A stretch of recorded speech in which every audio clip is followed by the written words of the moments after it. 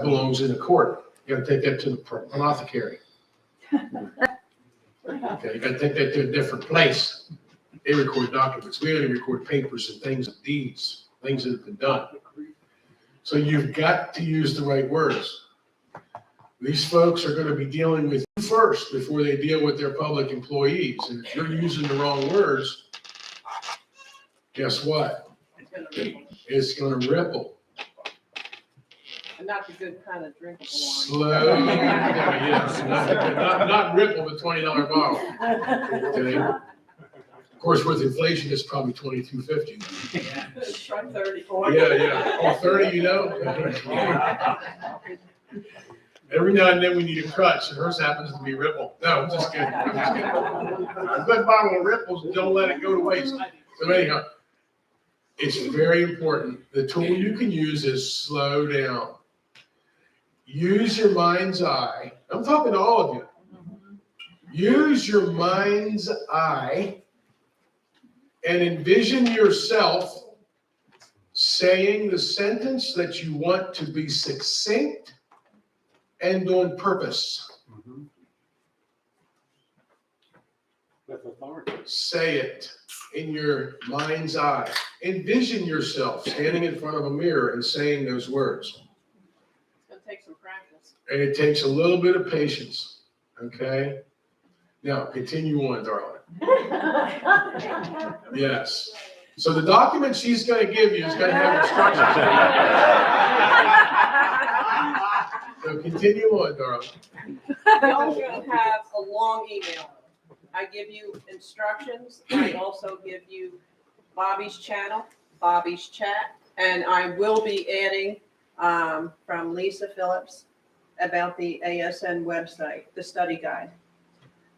That is a godsend because I just learned firsthand a couple weeks back. And you remember I asked you what happened to all the stuff that was connected to 1776 chat. It went poof. That was a chat setting that one of the admins inadvertently did, and now yeah. It can't get back. Well, we have someone who is downloading, crypto credit, give him credit. He is constantly downloading, so we're getting everything because it is public. And I want to say something. I made a mistake on every single document. She made a mistake on every single document. Paper. I didn't finish. And I got by Mr. Lawrence in Dallas. He sat me down and he did the same thing with me. Discipline. He said, you are thinking about what you're going to say. Stand up and testify. Come up in front of here and testify. That's very powerful. He said, you are thinking about what you're going to say. In response to what In I'm going to response say. to me, and you're not hearing me. Right. And I was like, and I was just staring at him, and like my whole body started relaxing because he spoke the truth. I'm in a hurry. I want to make sure I have this right. And his time is so valuable, and all of us doing this, it means so much, and the intensity is so high. We don't want to make mistakes. I made a mistake on everything. I've had to redo everything, every piece of this. And my suffering becomes the gift of giving the knowledge now and getting it right. So having our documents checked by someone else. You're what? Papers.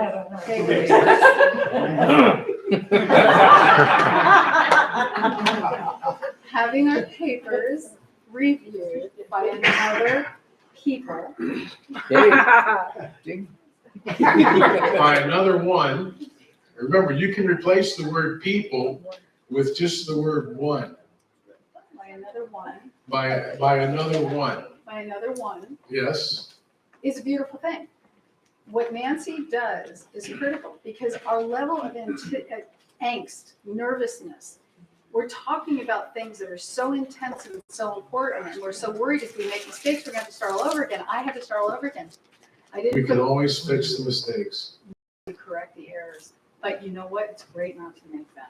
And to have someone who's dedicating themselves to doing this is such a gift to all of us. We need this. And so I'm very grateful that you're doing this because it's not something that we're doing. right? That's not a part of the service. We're all in it together. Exactly. And there's enough for everybody to go around and people who want to participate and give back. So many people want to learn what we're doing. And as Bobby's explained, we have to get up and start doing this. And someone else today is saying, I got to take this home to the elders who aren't online and I got to explain this to them.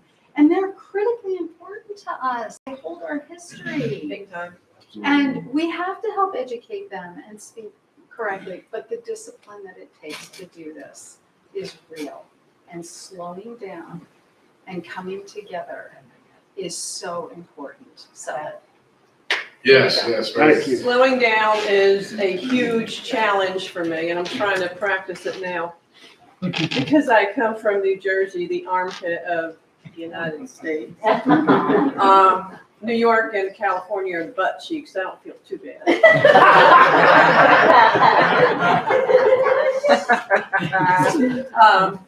I like to have fun, sense of humor, because this is serious stuff, but I need something to counteract that. So, and you're not going to remember if I just stood up here and talked like this all day or all night or whatever, how many minutes a Bobby gives me, because you're not going to remember. But if I do antics and move my arms and, put some action into it, you're going to remember that crazy lady up there, right? I mean, you all watched me back there when I was explaining something. Anything. I mean, y'all just come and stand around me. I'm like, they're looking at me. I'm like, okay, just continue. So anyway, I will, but it's going to be difficult because I come so close from New York City, and we know that New York minute, we fly so fast. And then when we go down to Texas, y'all got that long, slow draw down there. I'm in Pennsylvania. North Carolina. Yeah, but I'm too. talking about, where, Texas, Yeah, where David comes from. And I mean, I lived down there for a while, so I understand. I mean, that's like people were like looking at me like, what? It's okay to slow down and say things on purpose. Say what you mean and mean what you say and know what you just said. Exactly. But I definitely want to recommend this website for them, for everybody. Another thing, she mentioned seniors. My thing is, the reason why I take donations at the butt end, after you already have your papers there you go. in your hands. Others were upset with me because I didn't follow their steps and charge on the front end. But our seniors are on a fixed income. They're worried about, am I going to be able to get my meds or food? Most of us live paycheck to paycheck, sadly, because that's the way the matrix is set up. And that's for people that aren't seniors. But I'm talking about the seniors. Seniors are a huge part of our movement. They know the history. They remember it. We need them. Yes, we need them. the ones with patina and knowledge. We need to help them. Thank you. And that is why I do it, donations at the end. Because I had somebody send me $5. And that was enough. I cried. I had to take Yeah. it. And let me tell you why. My pastor just passed away this year. I was his toughest nut to crack. My mother, God bless her soul, taught me to stand on my own 2 feet, don't depend on anybody. Pull up yourself from your bootstraps and continue on if you fall down. Don't accept help because you can only depend upon yourself. Well, that's true. Okay, nobody's going to do it for you. You got to do your own studying, and I highly recommend this place because they make it so easy and it's so organized and well put together. I've never seen a better website for studying than that one. Fantastic. Thank you. Very sweet. Now, when my pastor said I was the toughest nut, he taught me giving is a two-way highway, flows. Okay? Person sends you, A what? people sends you. They're a person then they change to a people. That's true. Very true. People send you a donation. Okay? That's their blessing, but they're gonna receive another one because they gave.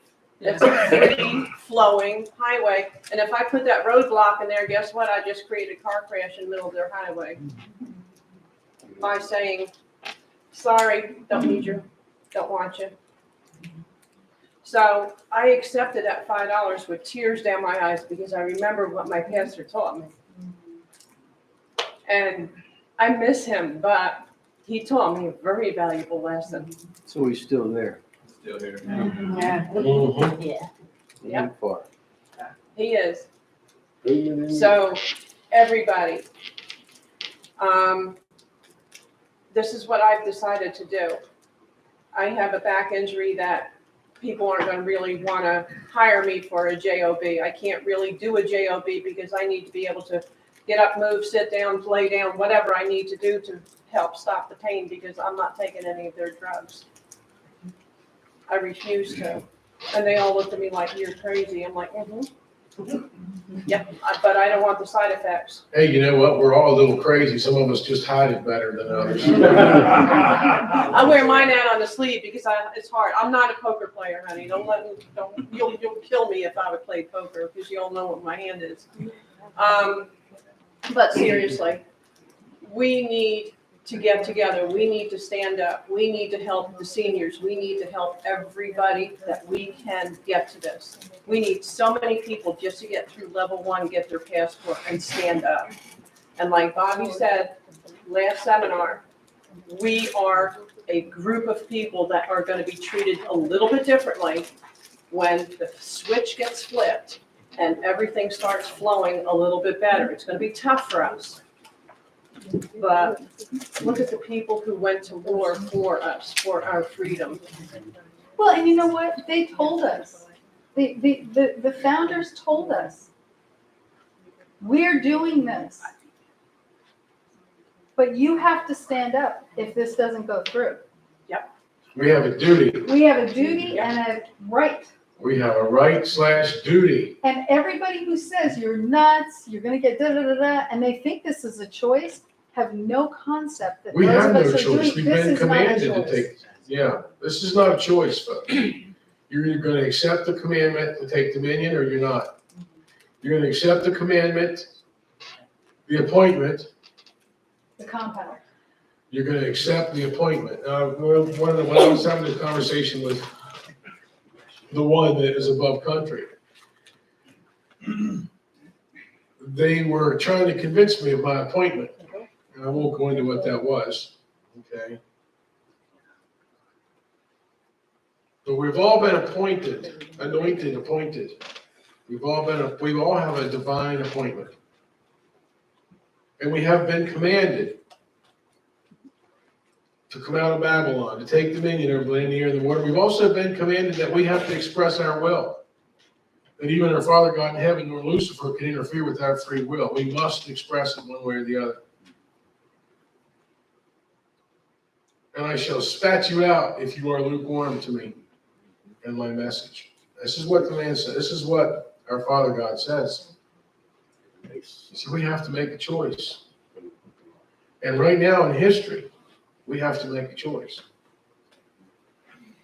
Every one of us has an appointment, and we know what it is. When we have those conversations with ourselves, those are the most important conversations we can have. Because it doesn't matter what comes out of your mouth and what you tell other people. The only conversation that really matters is the one you have with yourself.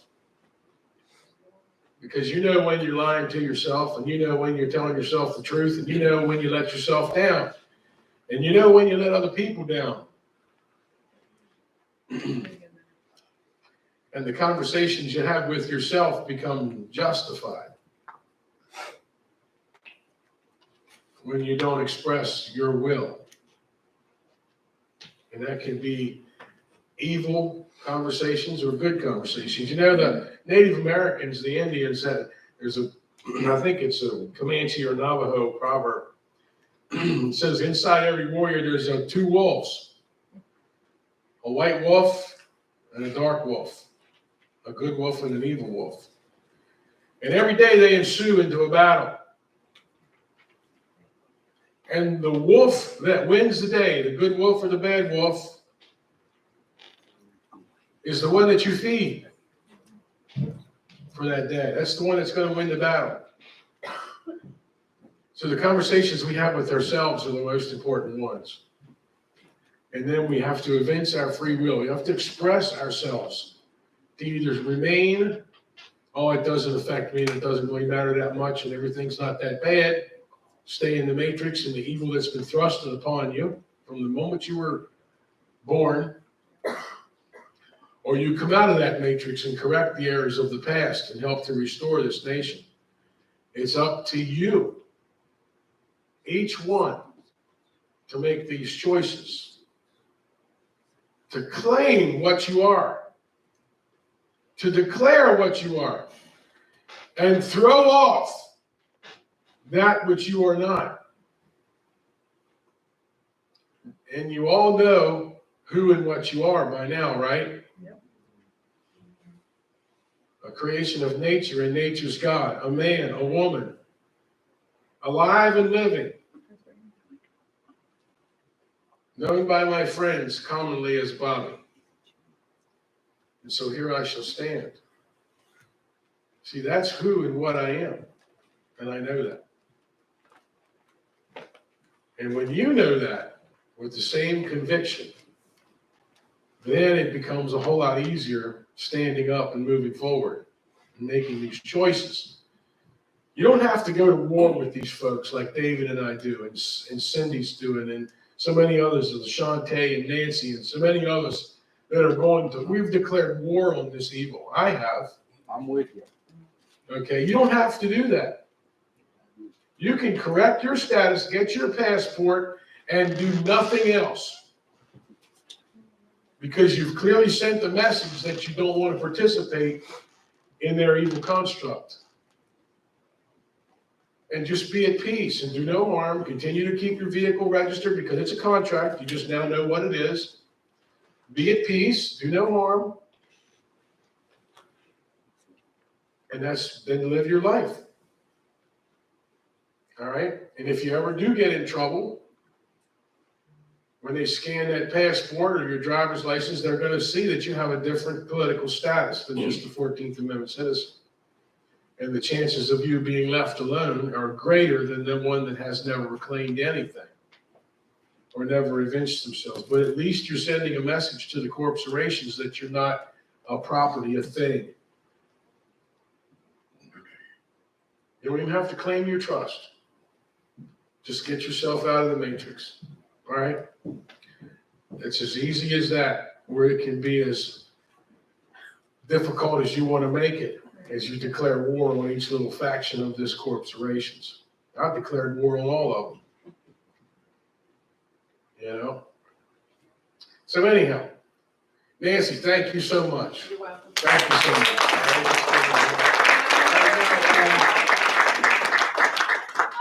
I just wanted to close this out by saying, I'm a vet, okay? A lot of people don't know that. I took an oath to uphold the Constitution. Just because I'm not in the service anymore, does not mean that oath went away. That oath is forever. Thank you.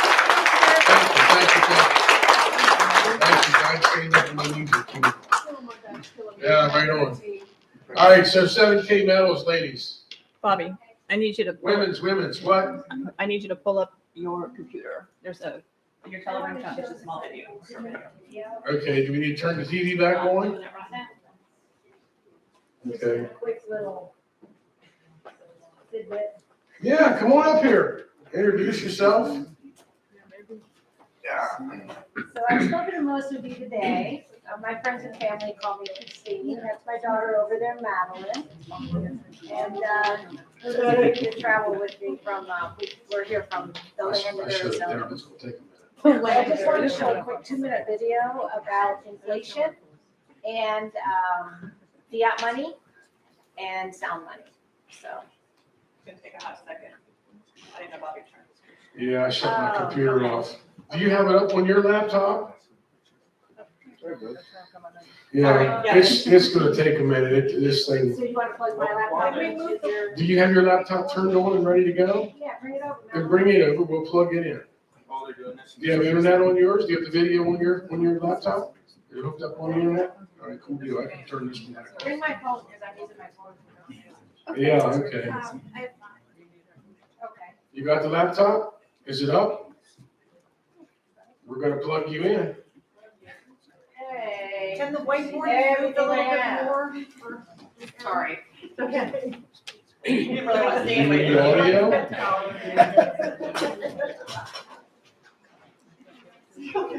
There you go. We're running out of time, okay? I got stuff I need to get covered here today. Here, plug that We'll just in. see the video, and then you guys can come over and ask me about it. How about we do that? Just a quick little video. Okay, but you're gonna need sound, right? Are you gonna show them the video? Yeah, Can you plug that in? yeah. Plug it in. And I'll see if I can get you an audio link. It's HDMI? You're not HDMI? Mirror it. We'll take a pause. Mirror. No. Mine's gonna take a fast minute to load up. You can mirror it to the screen. Well, just go ahead and talk for a little bit. Can you tell us what's in the video? Have you watched it? Okay, Just go ahead and tell us about the video. okay. I'm getting all worked up now. Yeah, no, seriously. Take a deep breath. Go real slow. You can do it, Think Mom. and think. My Yeah. plan is fresh. Come on, Mom, you can do it. Here, That comes from the biggest fan. go, Okay, so just real quickly, go real, slow down. Go real slowly. Take a deep breath. Y'all, please help me. Say it. y'all, please help me. Y'all right here. All right. Yo. So the fiat dollar, paper money, losing value, right? We have inflation. Yep. Taking more dollars to buy the products that we used to be able to buy yesterday, last year, years ago. So the idea is, as the dollar is losing money, we want to think about gold and silver. Gold and silver is real money, sound money, lawful money. So Bobby showed you guys a coin yesterday. The 1 ounce gold coin had $50 on it. If you took that gold coin to the bank, they're going to give you $50. But we know the intrinsic value of that coin is the gold content. So we know the value of that gold is $2,000. So that's sort of how we want to think about real money, lawful money, versus the fiat BS paper money. So all of us should have at least some gold and some silver. So Talk to them about parents patre and why they have to have at least 2 pieces of silver in their pocket. you have to help me with parents' contract. Parents patre, because we're paupers. So if you don't have Oh, lawful right. money, if you only have debt instruments, you're a pauper. Right. And if you're a pauper, you're a debtor. And under parents patre, you're incapacitated adults. Right. And government must act as your parent and take care of you as your custodian, your guardian ad litem. And administer, that's why they can decide all these things for you and force you to do them. So, See, so under parents patre, you're a pauper. And they can pierce your status because if only free people can remain free as long as they're not a pauper. If you're a pauper, then you're unable to conduct your private personal business affairs, and we have to take over for you because you're a debtor. You have no lawful money. And they'll pierce it. Look up the doctrine of parents patre, posted on the channel. Look up loco parentis. Parens, P-A-R-E-N-S, patre, P-A-T-R-I-E. P-A-T-R-A-E. I-E, I can't remember. confused. I can't spell, P-A-T-R-I-A. It'll come up. Parens patre, okay? The doctrine of parents patre and loco parentis, they're posted on the channel. I don't think loco parentis is posted on the channel. But you can look those up and believe me, wow, what the government thinks of you. so I just want to say that, as Bobby says, study the channel. It's everybody's responsibility to take responsibility of their financials, their finance position as well. So seriously think about gold and Yes. silver. If Okay? you're moving forward, so if you're moving forward to coincide with what she's saying, if you're moving forward, remember the end goal for me is to get you to claim your trust. To take that which was made for evil and pull it out of the matrix and use it for good. To reach into the bowels of evil and pull it into the light of day, into the realm of God, righteousness, and use that was made for evil and turn it for good. That's the end goal. Now, in order for you to do that, you have to have all your business affairs in order, and you can't be a pauper. You're going to have some silver when you set up your trust, your de jure money accounts. You can't walk in there and open a de jure money account with Federal Reserve notes. You have to have 21 silver rounds or a $50 gold piece, and you walk in there, and that becomes your bond for the trust. It has to be there for a de jure money account, a Treasury Direct account. Now, some folks say, well, I opened mine just by writing a check. Okay, now, what is that? It's Federal Reserve notes, it's fiat currency. A check is a financial instrument, it's not money. Lawful money is defined as 1 ounce minted silver dollar. That's a silver dollar, 1 ounce fine silver, so many grains. Yeah, go ahead. So I did this. You did this. I went to Chase You went to Chase and he laughed at me.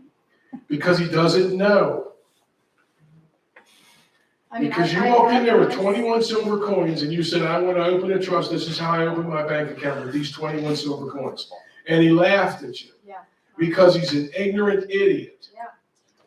I you know, and you know what he offered me? What did he offer you? I don't know. He said, well, if you like some of the rolls, we'll give them to you and you can go roll your coins and bring them back. Some of the rolls. Yeah. So here's the thing.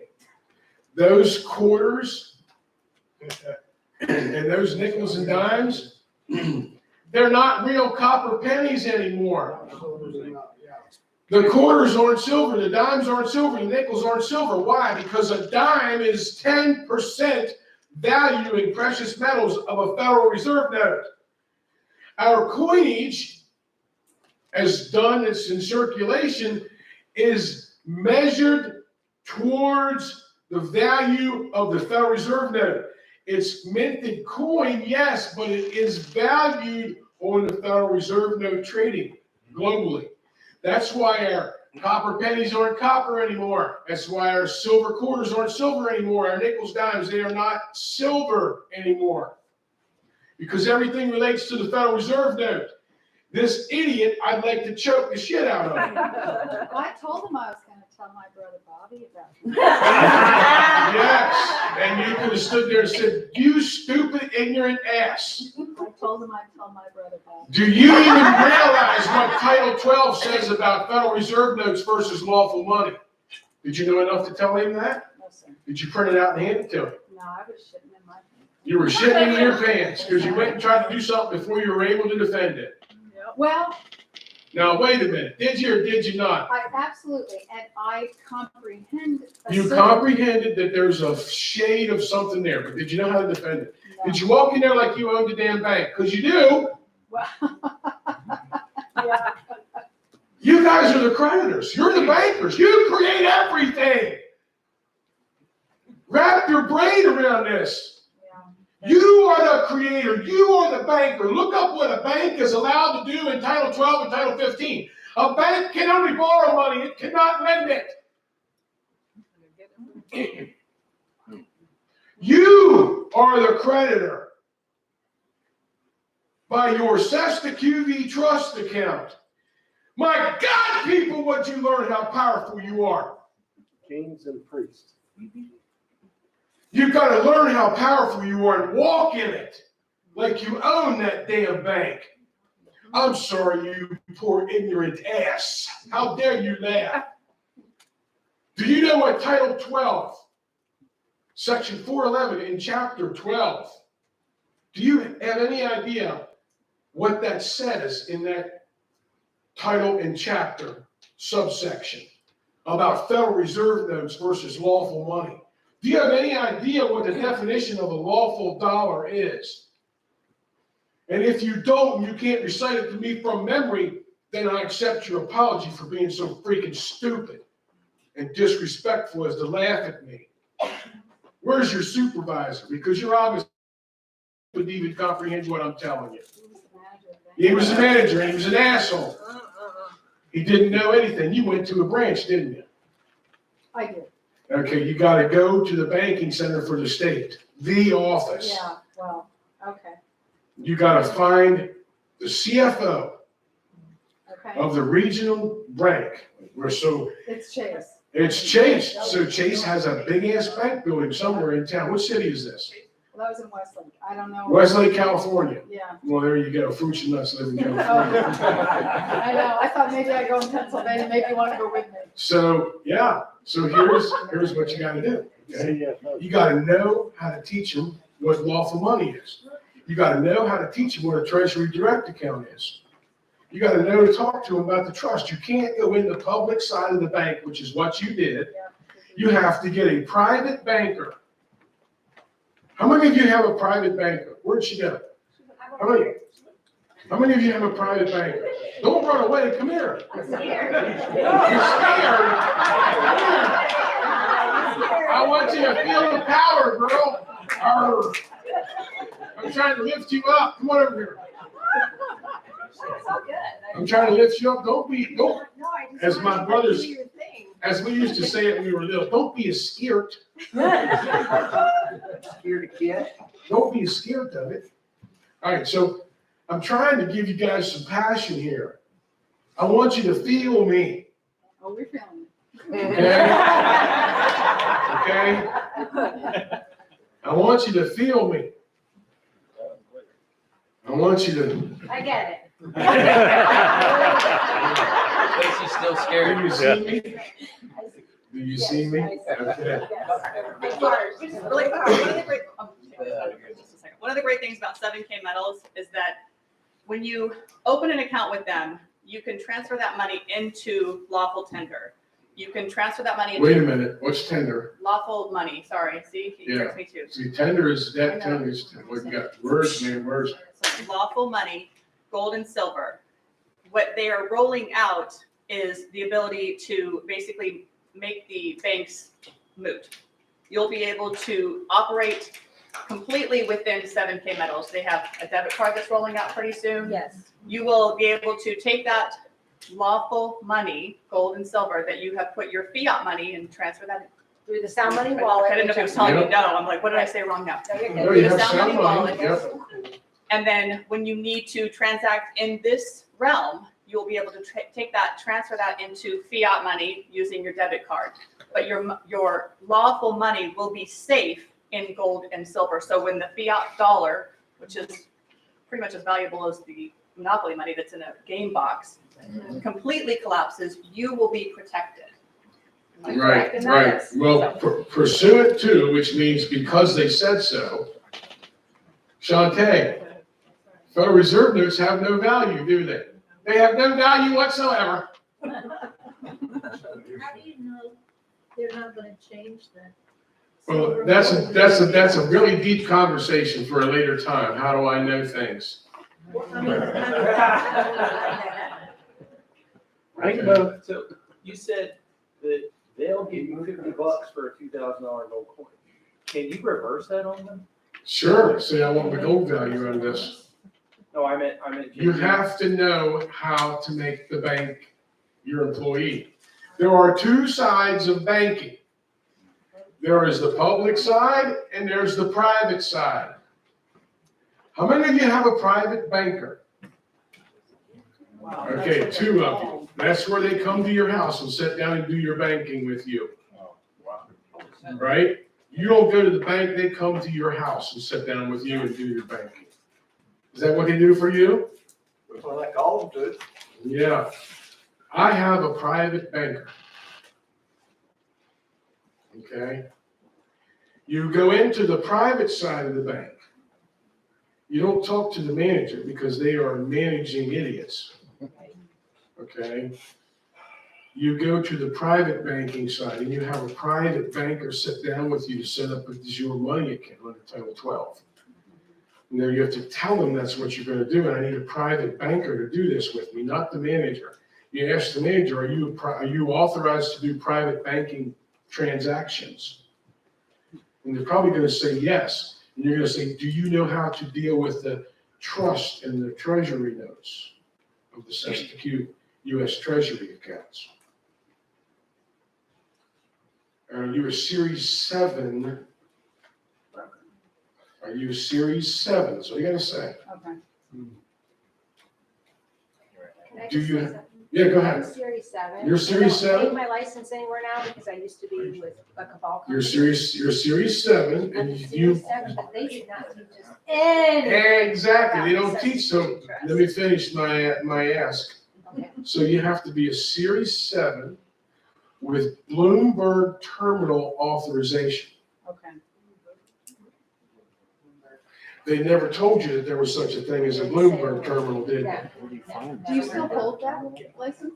I still have it, but I don't hold it anywhere because I'm not employed. Exactly. And I am not So- interested in it. This is a level 5 class, folks. You're getting a glimpse on the level 5 stuff right now. It's pretty hard for some of you to wrap your head around. I don't know why we're going down this road, but here's, We're talking about. yeah, now let me go back to 7K mills. How does this benefit you where you're at in your journey? Listen, hear me.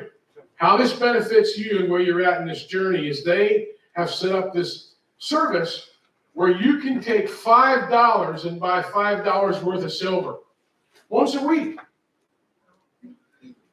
You can't go into a rare coin store and say, I need $5 worth of silver. You can't even buy a circulated scrap quarter for $5, Federal Reserve notes. Because a quarter right now is trading for what? About a silver quarter, pre-64 is trading for what? About $7 plus the spot. So you're going to have about $8 or $9 in the silver quarter. Just a quarter. But their structure set up so you can set, I want $5 a week. And that's how I'm going to build my bank of silver. You can do that with what they've created without paying the spot, without paying a bunch of crap, without paying a bunch of transaction fees. That's what they've set up. There is no reason for you not to start acquiring silver because you have to have it. You have to have it as a free man or free woman, or they will pierce your trust and your status whenever they damn well feel like it. Okay? That's the importance of what they're offering. Can I ask a question? You just did. Would you like to ask another one? May I ask another one? Yes. Sir? Yes. If we do this, Yes. then when I go to have my private banking conversation with my Yes. Terminal 7, You have a private banking conversation with a Series 7 broker that's Broker. authorized to do business with the Treasury. then can I pull from that account? I would not. Okay. You can, but I would You not. still Keep should that walk- separate. keep it Keep separate. that separate. That's Keep what I wanna make everything clear. separate. That's what I You want. have to have what's called clean hands. And you walk in with the coins. You have, notice folks, there's something in law called clean hands. You have to have clean hands. That means you don't take from here and mix it with this and construe that with this and take that and do that. It has to be clean hands. This is this transaction. You can fund that transaction. But what you're doing with them is their transaction. And we could take. You could take it That's out not and you could take it out, but you Clean it can't and pledge this to Got them. But you can take silver out and use it then. Okay, got In minted US coin, which is the silver rounds. Okay, minted US coin. Now, there's all kinds of coins out there that are not of the United States Mint. It must be a United States minted $1 round, 1 ounce fine silver that is weighing a specific number of grains. That's what defines the United States dollar, de jure. All right, the Federal Reserve notes dollar is just shit made up. That's not real. Neither is their silver coinage. And this idiot didn't know that. You see, you walk in there with the definition of a Title 12 account, with the definition of a de jure dollar, and you lay that on there, and you say, this is real, and I want a de jure money account. not opened with Federal Reserve notes. I want it backed by silver and gold, and here's my 21 pieces of silver, minted by the United States Mint, de jure money authorized by the Constitution. I want my de jure bank account. This is to go in trust as the bond for my trust, and it's deposited here in this de jure money bank account as silver. Give me a receipt for the deposit of my silver, properly denoting that it is silver, lawful money. It better have 2 bars through the S and not 1. Your deposit better say, when they give you the transaction report, it damn well better have 2 bars through it. Otherwise, I need a declaration from this branch, this manager, with your damn thumbprint on it. It says I gave you 21 pieces of silver, de jure money with 2 lines through the S. Because this is not being pierced by some government actor. Do I know what I'm talking about or what? Yes. Yes. I want you to know exactly what you're talking about. When you walk in there with that authority and that confidence, there's no way they're going to laugh at you. Pissed you off when they laughed at you, didn't it? Oh, yeah. Because they didn't know. And you And were trying. nor did I. I was ignorant Exactly. too. She says, and nor did I. Right. Do not try to act like you are in charge until you are in command. Do you hear me? Yep. Do not act like you are in charge until you are in command of all the facts, truth, and knowledge associated with what you're trying to do. There's no reason for you not to know. That thing that you built, that website, plus that all the resources that are on there, these seminars, as many seminars as you've been to, there's no reason on God's earth that you should be made a fool of in front of your government employee or your banking employee, except for your ignorance and lack of study.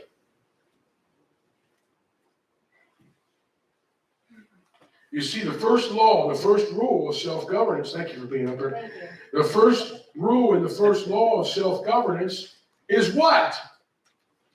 Know your standing. Self-discipline. Self-discipline.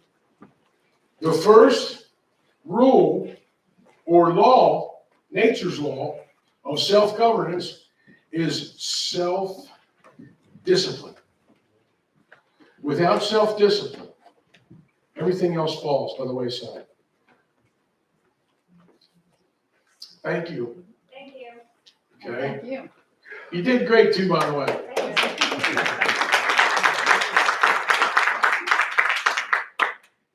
We get stronger each time we do this. Next time you're up in front of the group, you're going to be stronger, aren't you? Because you learned a lot, didn't you? I did. Exactly. And she'll be able to channel you. And your daughter watched you and learned a lot, didn't she, youngin? She's You know?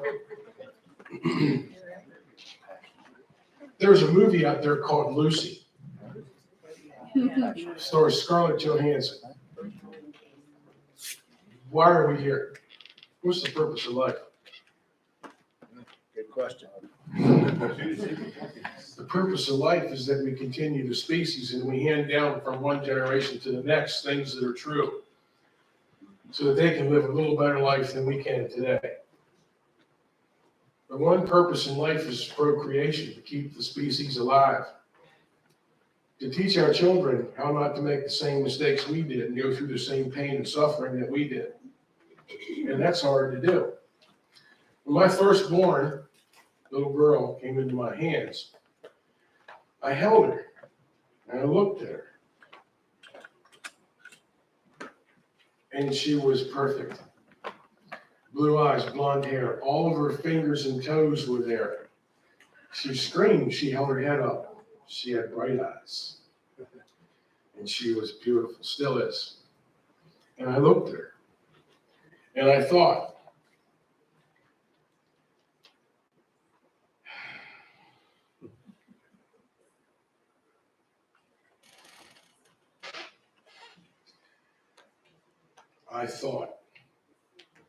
that she was perfect. And I realized that she didn't know a lot of things. And I looked at her in my big hands. And I looked at my hands as they're holding her. And as big and strong as my hands are,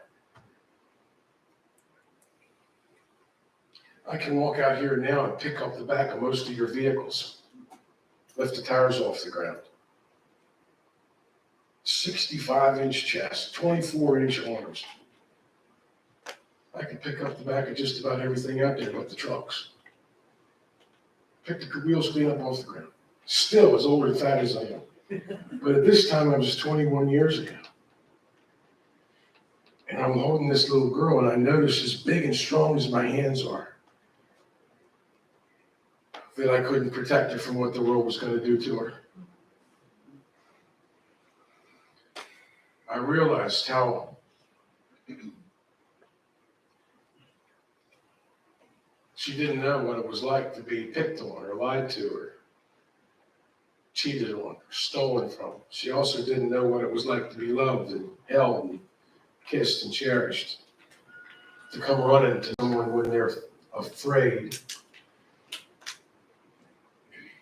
and have comfort. She didn't know these things yet. And then I also realized that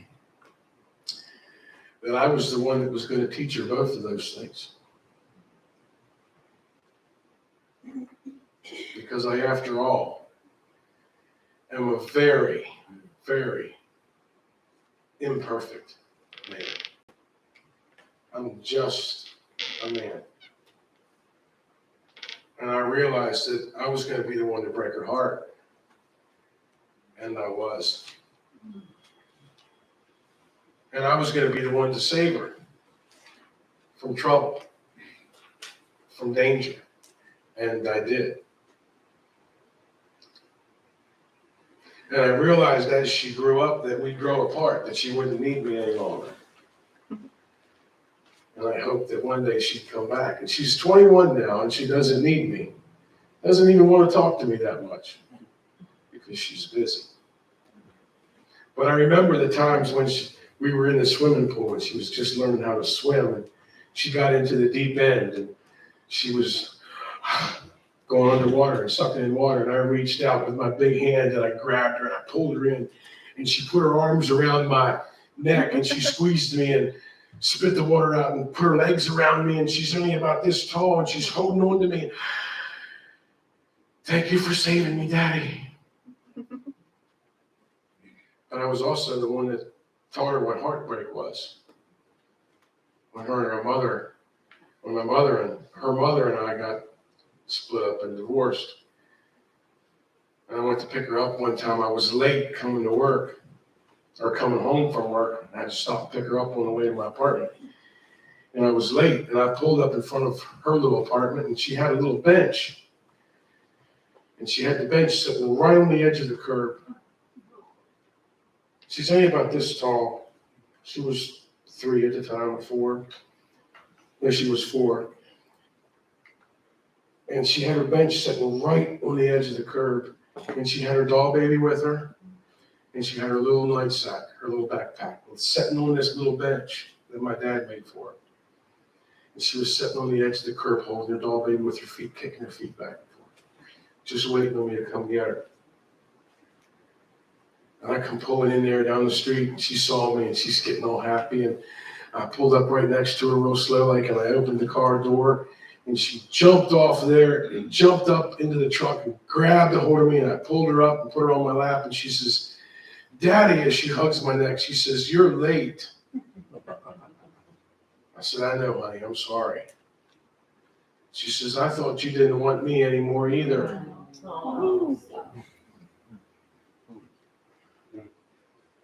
She says, why don't you move back home with me and Mom? I said, honey, I can't. I'm afraid of what I might do because your mother and I don't get along very well. And I come from an abused family. My father was very abusive, very, very abusive. Used to beat the living hell out of us. Pick up anything that was around him and smash us wherever he could get us with it. Until one day he was going to hit me with a board, a big board. And I grabbed that board out of his hand.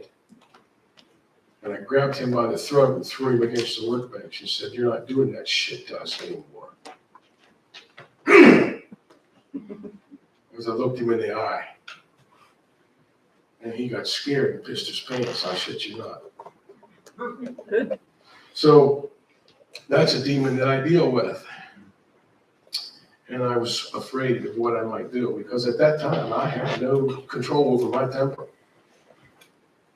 I would literally rip someone's face apart, drive them into the ground for the stupidest reasons, because I had no self-control. I was a product of my environment growing up, which was very violent. And I was afraid what I might do to that little girl. I said, "Honey, I can't, because I'm not a good man. One day you'll understand." And when I brought her back there one Sunday night, I took her up because she was sleeping, and I laid her down in her bed. And on the wall next to her bed was a picture of me. And she had a hole rubbed through it where she would rub the picture. And I realized I was the one that broke her heart. You see, we all have crosses that we carry. And I'm spending the rest of my life trying to make up for that. To give her a country where she can be free. So that she doesn't have to struggle like I had to. That's the best I can do for her. Is go to war for her. Even though she doesn't know it yet. And this is how we go to war. Now, after that, I need a cigarette. And then when I come back, we're going to talk about how we use the rule book to hold these tyrants and thieves of freedom accountable. How about it? Yeah! Get ready to take some really good notes and snap some pictures of that whiteboard, because I'm going to give you some meat and potatoes that's going to restore this country. We're hungry. All right, give me 5 minutes. I need to smoke a cigarette, all right? Please don't ask me 50 questions. I don't feel like answering any right now. All right? Stop doing it. Take 5 minutes. My son Liam. Oh, You need a drink? Place You got a called drink? Hope, Alaska. okay. The name of this picture is called Hope. Oh, that's neat. Hope Many is up Beautiful by 21. Beautiful place. Heavily underdog. Yeah, 42-21 before 40. When it gets close to Carolina, and goes back to I realized I didn't take my medicine. undefeated goes to Carolina. As best as I can, yeah, my air connection has been horrible right now. So it's still the live event. This one, I went to Army. I was with that. this is the live stream. Colgate's ass. Speaking of Colgate, that's where we go to get our information. Maybe. Yeah, I don't know. Do you want me to set something up? Yeah, they lost 40-34. We're on a break right now. We're coming back in a second.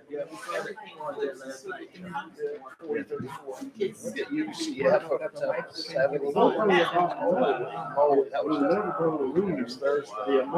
That's a lot of stress. That's 10 touchdowns. I don't. It's not my connection. I'm not sure what. I think YouTube was cycling it West Virginia Baylor because I'm already got warnings on YouTube, so I have to be really careful. I think. And West so it's Virginia's underdogs in that too. Cloud Hub is under DDoS, so that was what was going on with that. And then my YouTube, I'm already flagged. So as soon as this ends, I have to download it. Otherwise, they'll take it down. Oh yeah, they've already. Hey, UConn's beating. Oh yeah, everything I do is flagged. Everything I do is flagged. So, no, I'm gonna download it as soon as this is over, and I'll have it before they delete it. So, and then on Cloud Hub, it was, this is live on YouTube right now, it's streaming on YouTube, because Cloud Hub was under DDoS. Look at Texas. Cloud Hub, which is where I was streaming earlier. So it kept lagging, so the connection was bad. and it was showing. Oh, that's close. Yeah. Oh, This YouTube. was you. Add all this. Well, YouTube, well, it's me.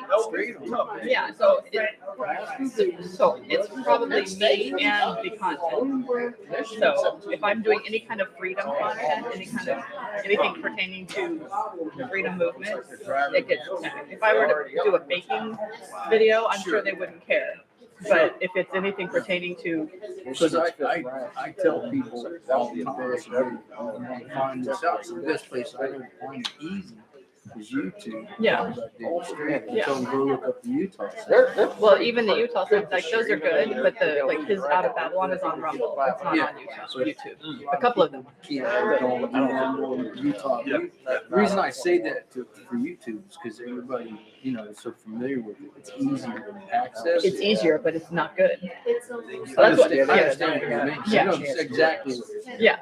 So I try to avoid doing anything on YouTube. Just something wrong. It's right now the stream seems to be okay. So why wouldn't you put this on Rumble? I'm going to eventually. Yeah. So and Andrew and I were supposed to be streaming it on her Rumble account, but she ended up having to go to Miami, so I couldn't get her streaming. Can you drop something? Sorry. You got it. Do you have a Rumble page? Yeah, it's Firebrand Action USA. Oh, okay, so same as the website. Yeah. Okay. 'Cause I could go on there and watch some of your stuff. Well, I don't have anything on that just yet. It will be uploaded today. Working on it. Yes. Okay. So I have to download this and then I'll upload it. And then I need to find out from Jeff if I can download the Cloud live streams or if they're just going to sit on Cloud. Because Jeff won't take down Jeff Brain is the owner and founder, CEO of Cloud. He will not remove anything. So I'm not worried about that being removed. So Cloud, CLOUTHUB. Jeff gets it. Jeff owns it. He can't get removed. From Cloud Hub? Yeah. He owns it. He's like Mark Zuckerberg. Yeah, so he can't be removed. So he was who I called this morning because there were problems and he was able to help me fix it on the front end, but then after a while. So the fact that you're doing this on YouTube right now is only because it's a glitch somewhere. Yeah, because on Cloud Hub, everybody kept saying that it was like some people were saying that it was lagging and others were saying that it was fine. And like I had my daughter log in and she's my assistant. I had her log in if it was like where the problem was and use the chat on Cloud Hub, it started to lag, and then so I stopped using the chat. But even then, it was kind of like the volume wasn't matching the audio wasn't matching the video. Yeah, I guess. So, Julie, I'll go ahead and get that for you right now. Give me 1 second. Sorry. Well, let me. No, she just asked a question. So eventually, like everything that I do next year will be streamed on either it'll probably stream on Rumble or Cloud Hub. I doubt very seriously if I'll put it on YouTube just because there's no point. Yeah, they've already taken my stuff. Plus, I don't really feel like giving them any kind This at of. all on Facebook, even if you wanted to. I don't even bother with Facebook. I mean, I'm on Facebook, but I rarely use it at all. Yeah, I mean, I could stream live on Getter and on Truth. I don't think Truth has I have the ability to live stream on Getter, but I'm surprised you're on Facebook, that they allow you. Oh, well, they shut me down. What was it? The day after the election, 2020? I lost everything. Yeah. Yeah, it was a few days after. They shut down my account. I'm surprised I'm still. Yeah, and I was just adminning a Facebook page, that was it, and they shut it down. And you lost Everything, and it really upset me because it was like my personal account. Pictures. Yeah, everything. So, but I should have known. I should have done better. Because like, Facebook is horrible. So. I'm hoping we get it. In the end get Zuckerberg. I hope we get it. Wait to see it. Okay, Fred, I'm not sure. Honestly, I don't think it's on our end. So I will tell you this, Fred, if you're listening, the first live stream that I sent you guys to, it was showing as just circulating and trying to load on my end. I have had problems with YouTube before, so I don't know if it was on their end or my end, but we're just gonna run with it now and hopefully get to the end of the day. It's not a great situation, but when you are, I guess, when you got a target on your back, they follow everything you do. So I'm trying, just know when you guys are saying that there are problems, I'm doing everything on my end to try and fix that and get you guys back online. So Julie, I'm gonna go I'll get you all Nancy's contact information. I'll be right back. So I would need.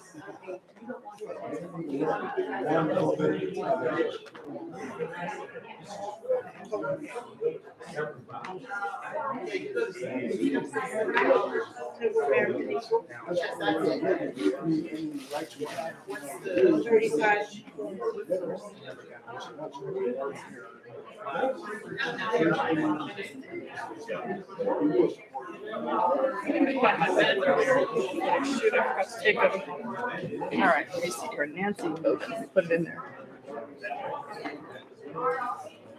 Yeah, I think it was YouTube. I don't think it was me. You had an idea. Yes, ma'am.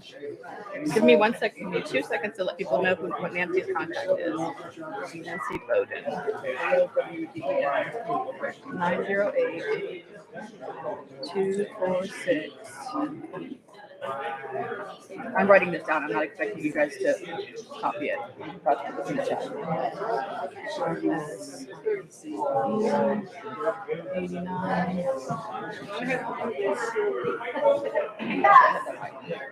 And towards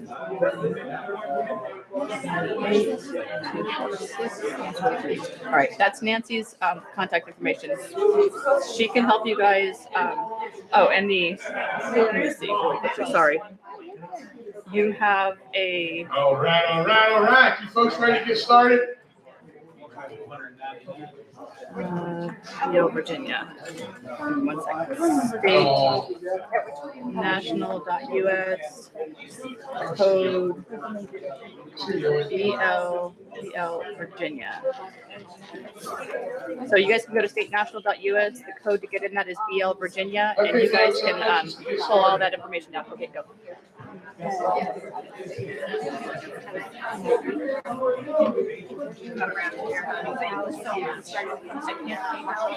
Or however.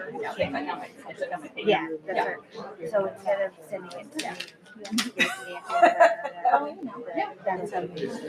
What do we need, 5 more minutes? Can you guys, let's get rolling. What time are you two? What? Check in. I can't hear you, huh? Are you gonna finish at 5? I'm gonna try to finish by 5. Whoa, that was way out of control there. My feet are killing me. Well, why don't you sit down? Because I'm gonna stand up here and write on the whiteboard. You want me to write? You want me to be your Vanna White? I'm kidding, I can't do that. Somebody can write it if you want. You want a stool? No. Oh, that's not a bad idea. No, I'm good. I tell you what, I'll put one. No, I can do it, I'm fine. You can rest up against it and stand. No, this is what I gotta do. He's all right. All right, come on, you guys, somebody run out there and tell them, come on, hurry up, let's get their asses in the seats. Bobby, Gotta just cram some more stuff between their ears. I'm missing the whole back row. well, you know what? You snooze, you lose. You told them 5 minutes. If they can't be on time, that's not our problem. All right, come on. Whoa, No, careful. that's seriously. You can lean against it when you're. Well, I'll put it here. I might sit down from time to time. Take the load off in the room. All right. Can you guys see this? Somebody run out there and tell them to come on. I just did. Okay. Remember what I said before we hit the first break of the weekend? I said it's gonna be harder and harder to get some people back in here. Because we don't want to have conversations. And isn't it true? All right, come on, y'all. Nearly every one of them was trying to deal with a bank. Yeah, out there, yeah. Every one of them was trying to deal with the bank, yeah. With authority. Yeah. Oh, I don't even know what that was for. See, you're the creators of everything. And this cabal has got you thinking that you're the slaves. And they tell you what they're gonna do and what they're not gonna do. Well, you have to have $20 on the account here. You have to do this, and you have to do that, and you have to do this. Everything's a contract. I don't agree to that part of the contract.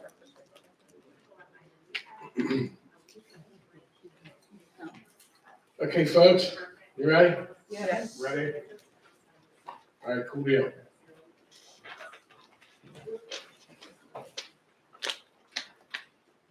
All right. Still got some folks cycling in here. How are you two doing? I haven't talked, I had you two right there in the back of the room walking. Hey, you two still walking on the back wall there. How are you guys doing? I haven't had a chance to conversate with you yet this weekend. You guys doing okay? You don't think I'm nuts? I'm all on board. My husband thinks I'm crazy though. Is that your husband with you? Yes. Okay. Now, let me ask you a question. Was he your boyfriend before he became your husband? Yeah, for a Now, I asked that question, just give you a little bit while we're waiting, a couple people here to sit down. Now, my wife, we were having dinner one time with some friends, and I said, I have a confession to make about here at Tia. I said, you know, before I married you, I had a girlfriend, and she smacked me. And I said, Goofy, it was you. And she went, oh, yeah.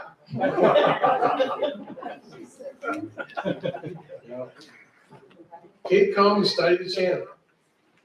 All right, so it's 3:00. We want to get out of here by 5 because people have got some plane. A couple of folks have a plane to catch, and we got to have a hard stop at 5. I've had a request from a couple of people that have to do some traveling to get home and need to finish up all the meat and potatoes before 5. That gives me 2 hours. I got a lot of material to cover. I'm going to go fast. Are you all ready? So there's rules that have been established by the people to hold government accountable. All right? Nancy, are you okay? What are you doing back there? I'm passing out your information. Okay. I need to gain the attention of every man, woman, and child in the room right now, because I'm getting ready to talk to them about some very important things, all right? So, I'm tired, and I need to stay focused. So I'm gonna go quickly, all right? And please hold your questions and outbursts or comments until I get done, turn around and ask you. Do you get it? All right? I'll give you a chance to make comments and ask questions, all right? Remember, the first rule of self-governance is self-discipline. I'm going to go faster in this. Now, the first thing I'm going to talk about is the rules that were established by we the people. And once I get through this, hopefully it will evince, which means provide evidence that there's no reason on this planet to want to change our founding parchments. The very foundation of what our country was founded upon begins with the Bible. And how dare we think we could rewrite that? Never. And then everything has been built upon the Bible. You gonna put this up on the website? I would love to. I would love for you to. Okay, so these papers that I'm getting ready to talk to you about, these parchments and some of these words and concepts, they escape most people. They escape judges at the Supreme Court level. Not all of them, but a few. They escape people who think they have constitutional jurisdiction, or people who practice constitutional law, or people who teach the Constitution in these things we call universities and colleges. And they don't comprehend them, the weight of them, or the power behind them. What I'm about to run on this board is to be used as if you are the conductor of the orchestra of freedom.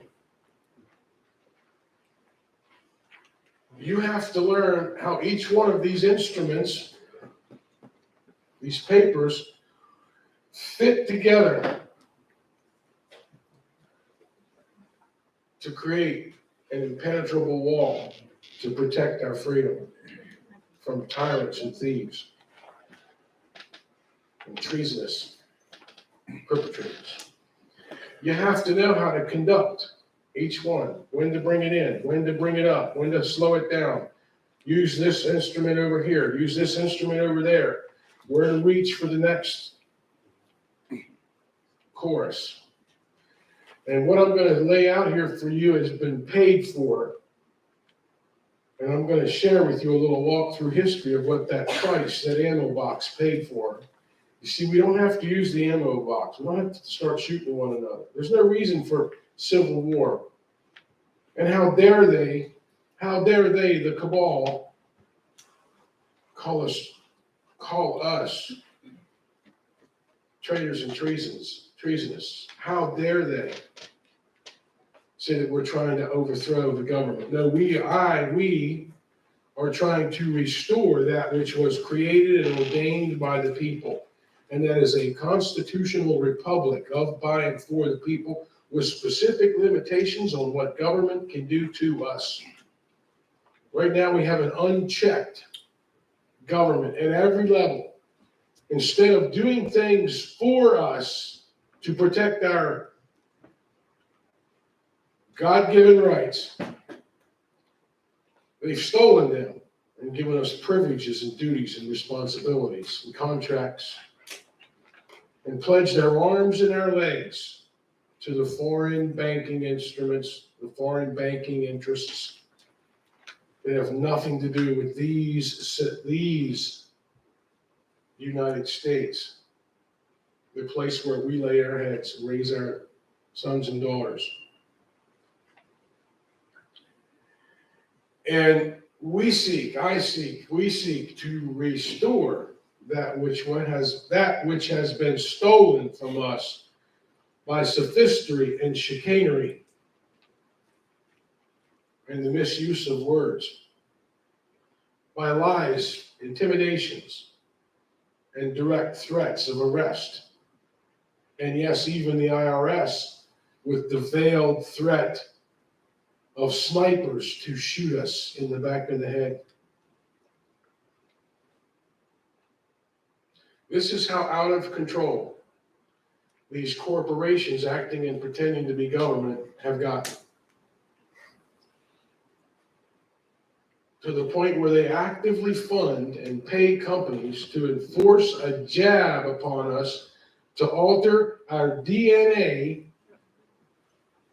from that which is a product of nature, thereby being no obstacle to being patented and claimed as property. The question was asked of that Supreme Court case in 2013.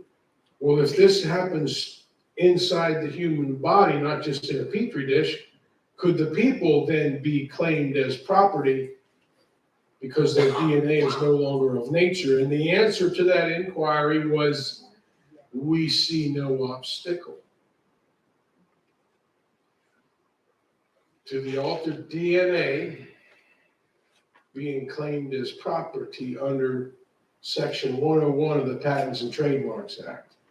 This is the Supreme Court of this country telling you that if you get this jab, you can and most likely will be claimed as property, a thing, thereby removing your ultimate zero starting point, the chiefest event, which is we are a creation of nature and nature's God.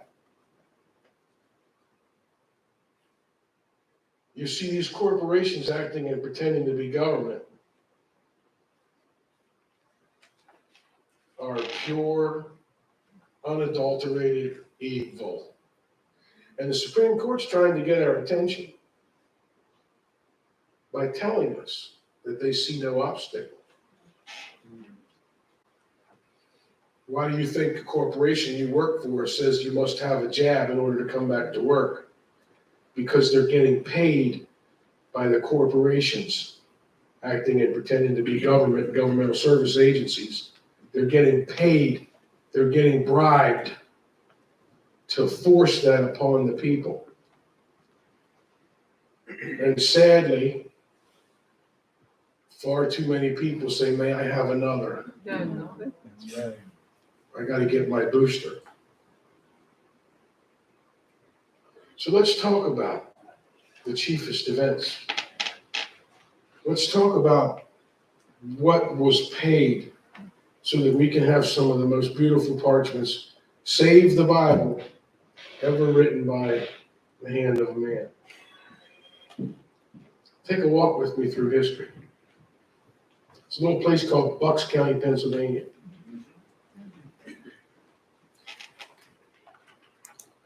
And there's this man. It's in the fall, late fall, and it's snowing. And he spent the whole day cutting, splitting, and stacking firewood against the cabin that he built with his own hands on the land that he cleared with his own hands. And he spent the whole day doing it with light snow coming down. And he opens the door just before dusk on that cabin. And he walks in, crosses the threshold. And there's a big, beautiful fireplace at the end of the cabin. And in front of that fireplace sits a table. His son and daughter is at the table. His wife is busy working, putting together the provisions for a trip he's got to take. And he walks around the table and he reaches up above that mantle where a beautiful fire is keeping his family warm. And he reaches up and he pulls down his rifle and he lays it on the table and takes stock of what's in the provisions. Makes sure he has all the things he needs for what's ahead. And he turns to his daughter, about 8 years old, and he bends down and picks her up.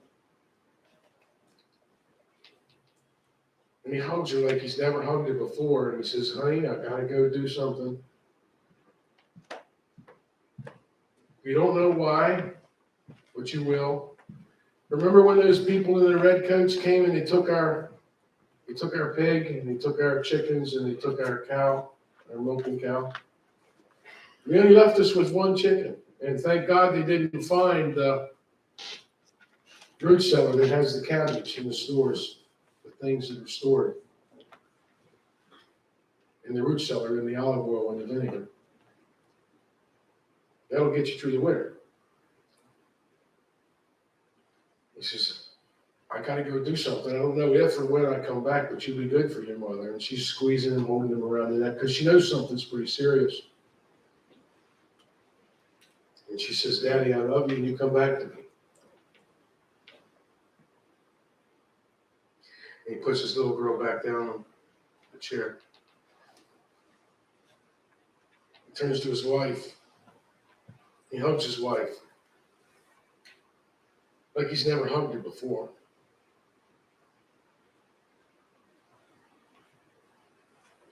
Kisses her ever so gently on the neck as he holds her and strokes her hair and says, honey, I've got to go do this. You know why? And she says, I know. You come back to me. He says, I'll do my best.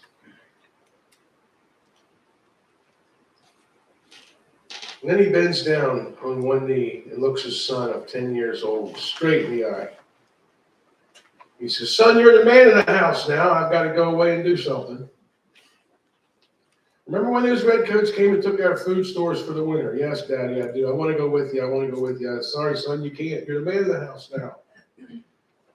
You've got to protect your mother and your sister. And when the weather breaks, do your best to put the seed in the ground. Find an ox or a horse to pull the plow. Do what you must do.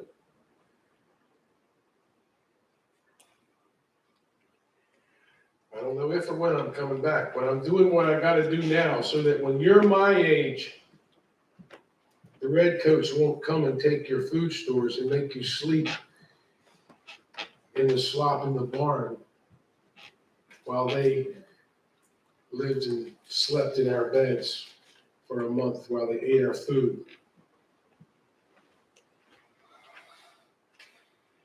I'm doing this, what I do now, so that one day you won't have to.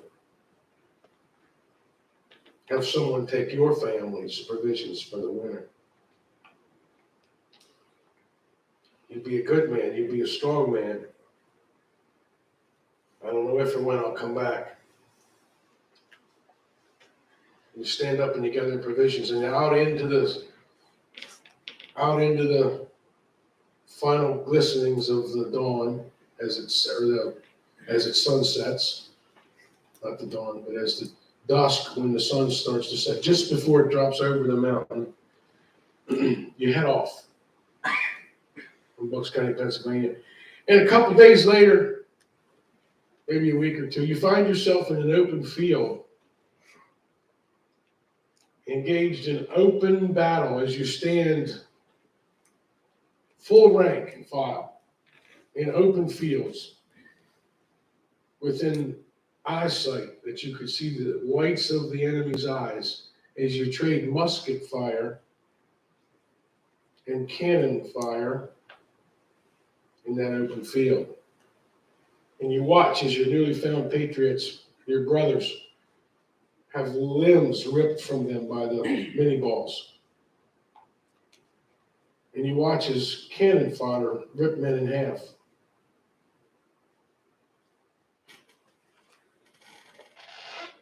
And as the battle rages on, you catch a round, a mini ball, right in the stomach.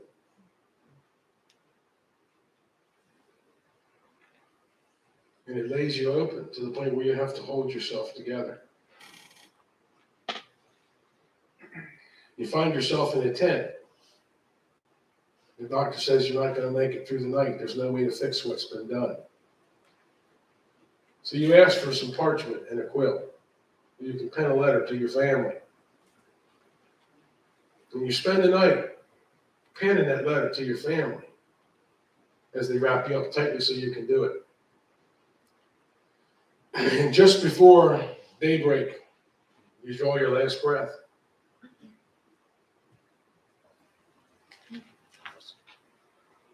And that letter finds its way to my 10-year-old grandfather.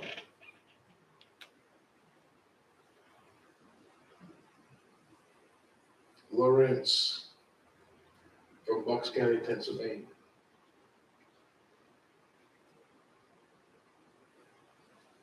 And you know then that with faith in divine providence, they mutually pledged to one another their lives, their fortunes, and their sacred honor, that we can keep what we work for, we can keep what we create, because we are all born free men and women. And that idea to fight back against that tyranny is what gave birth to this nation, gave us this nation. I hate to use that word, birth, but that is what created something called these United States for America. And the words on these parchments I'm about to go over with you, that is the price that was paid for them.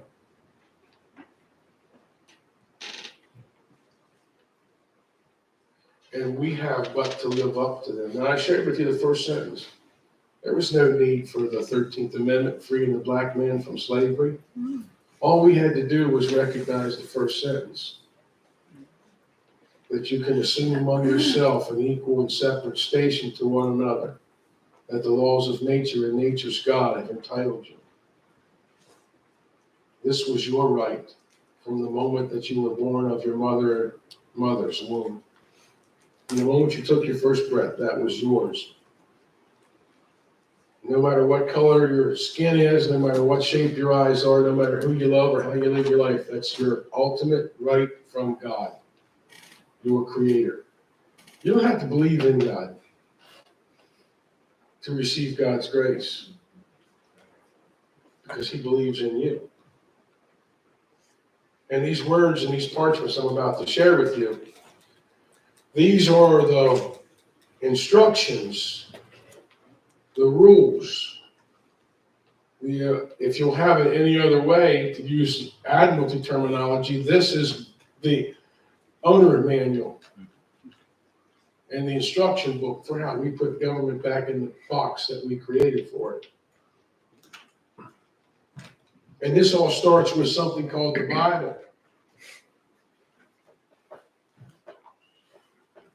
The Bible is from Ronald Reagan, 1983, and it's Public Law 97-280. And it says that the Bible is the foundation for these United States. It is the foundation upon which our nation is built. And as the founding generation told us, that what they have given us, this form of government, a republic form of government of by and for the people, is only going to last and is only capable of succeeding for a moral and just people. That it is wholly insufficient for any other.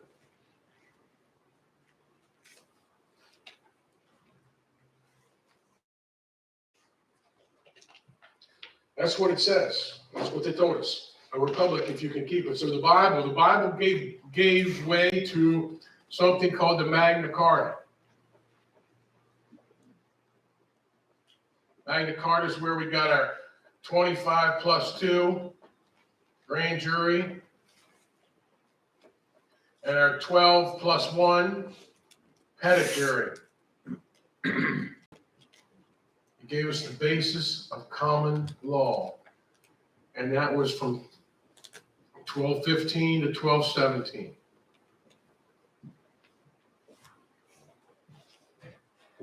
That document's been around, that parchment, excuse me. See, Nancy, I still make mistakes. That parchment's been around for quite a while, hasn't it? How about the Bible? That's been around for quite a while, hasn't it? You think it has the chiefest event status? I'm asking you, you think it has the chiefest event status? Yes. Our trial by jury is based on it. Common law is based on it. Where do you think we got 25 and 12? From the Magna Carta. Now let's move forward. This gave way to the Lee Resolution. The Lee Resolution happened on July the 2nd, 1776. The Lee Resolution gave way to the Declaration of Independence.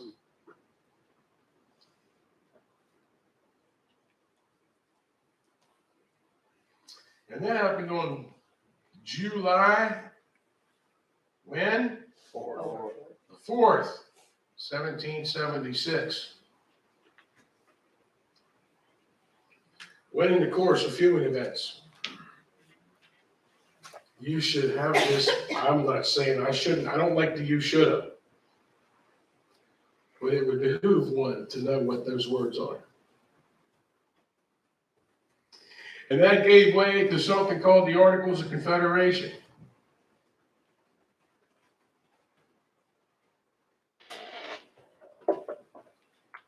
And that gave way to something called the Northwest Ordinance. And then we had something called the Constitution. For these United States. A constitutional republic. And that was March 1789, when George Washington took office as our first president of our constitutional republic. Not the first president of America. Because we had presidents under the Articles of Confederation. Prior to that.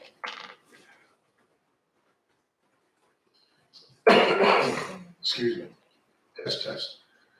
Tried to mute it. Okay. So in this Constitution, you know what the Declaration of Independence says? It says we have the right, the duty to alter or abolish government and install new safeguards as to us makes sense. Because the only reason we created all this other bullshit, no, it's not. The only reason we created all this other parchments is because the only reason is to secure our rights from our Creator. That's the only reason all this other stuff was created. So in its Constitution, we have something called the Supremacy Clause. The law of the land, the supreme law of the land. Supreme law of the land.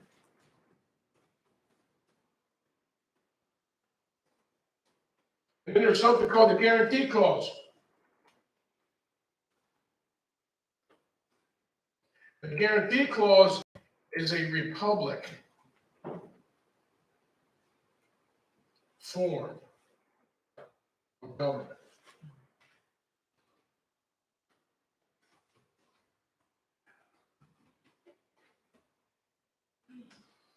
Now, is a corporation acting and pretending to be government under admiralty rule with the Bar Association administering the bankruptcy, is that a public form of government? I want to fix that crap. How about you? Yes. I don't think barristers from another country should be running anything in their nation, do you? Well, it's the American Bar Association. I don't give a crap. It's still a British accreditation registry chartered under the British accreditation registry. Okay. So, how we use all this stuff? We also have something called U.S. versus Williams from 1992. And that says that we have common law grand juries. And that the people's grand jury is the last line of defense. It's the last tool, the last measure.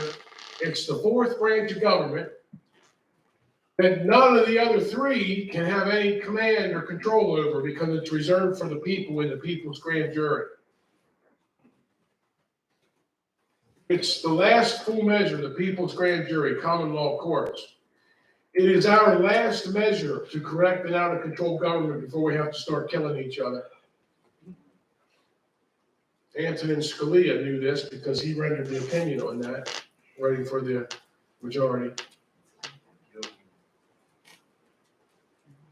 This is what says that people have authority to alter or abolish government. It says we the people have to follow the rules of the grand jury and the general assemblies to repair an out of control government, to put it back in the box from which it escaped, to put the hydra back in the sea from which it came.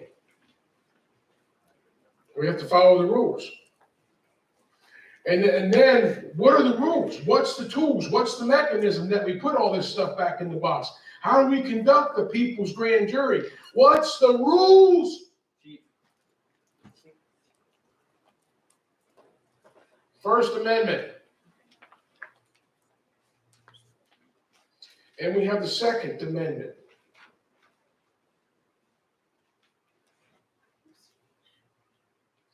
And then we have the Fourth, Fifth, Sixth, Seventh, and Eighth. See, the first 8 amendments tells us how to put government back in the box. Why do you think a taxpayer U.S. citizen is not a party to these first 8 amendments? So says the Supreme Court. Because pursuant to the Constitution, a taxpayer U.S. citizen, you gave up a U.S. citizen, you gave up your God-given rights for privileges, duties, and responsibilities. You gave up your God-given rights of common law for due process of law. And civil rights. Civil rights are Roman in nature. They come from the civitas. Civitas is the body politic. I'm sorry, but I don't want any politician telling me what I'm allowed to do. Because I'm an intelligent man. I know what's right and wrong. So do each and every one of you. You know not to go kill and harm people and do things that are bad, put people at risk. You know what's right. You don't need government to tell you not to do something, do you? You know what's right and wrong. And then when you do something wrong, guess who holds you accountable? A jury of your peers under the Magna Carta. Under the Fifth and Sixth Amendments. And the Fourth Amendment says that only a grand jury must be a warrant issued by what? A jury. Not some stupid-ass judge.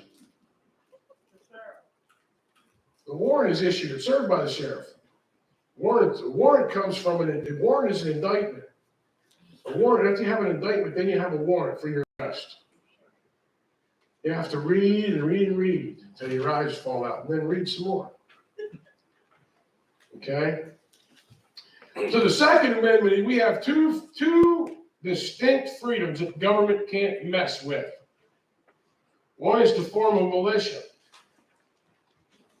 Second one is to bear arms. Doesn't say you can have firearms, does it? Nope. It says bear arms. That's why you want to go to an arms dealer instead of a firearms dealer. See, this is a pistol, it's not a firearm. If you look at the ATF definition, alcohol, tobacco, and the Federal Firearms Act, what is a firearm? It's something that has a barrel of less than 18 inches. So your deer rifle is not a firearm. If your AR-15 has a barrel longer than 18 inches, it's not a firearm. It's an arm.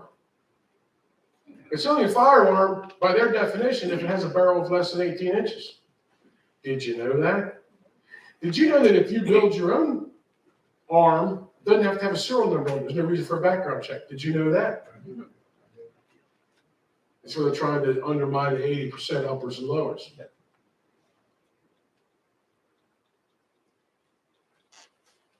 When you see we become a party to this, we have the right to keep and bear arms. We have the right to form a militia, a well-regulated militia.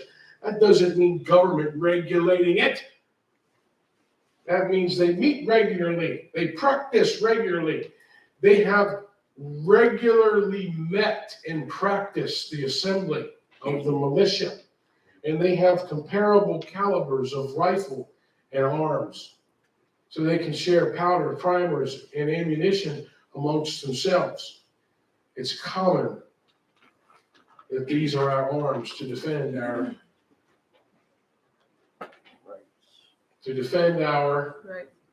Right.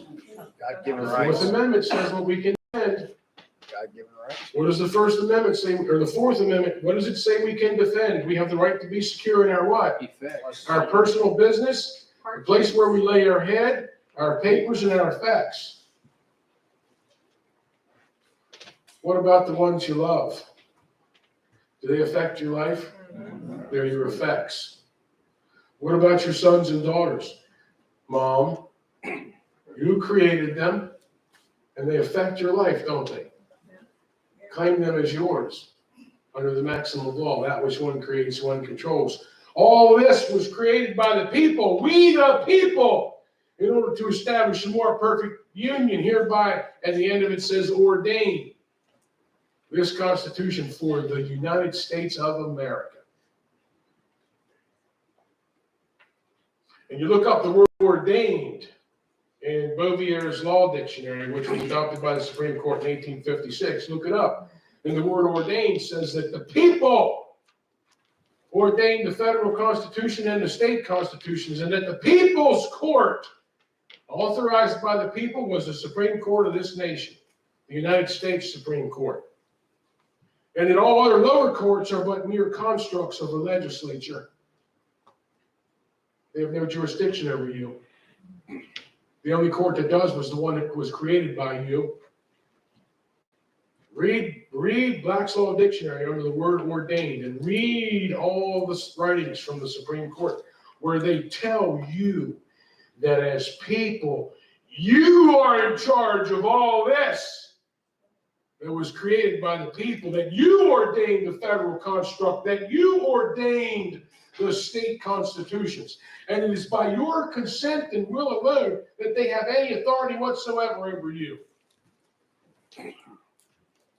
Wow, talk about powerful. Why do I say Bovier's Law Dictionary? Because it is the dictionary that was adopted by the Supreme Court of this country. And they told you that it's your court. And they're trying to get our attention by their rulings.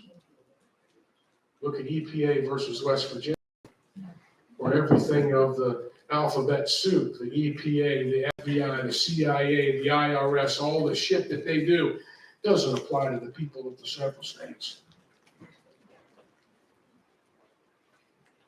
And then you look at the Second Amendment case where states shall issue, not may issue, but shall issue. And then you now have all of you have a 50-state open carry. Yep. It's called the Constitution.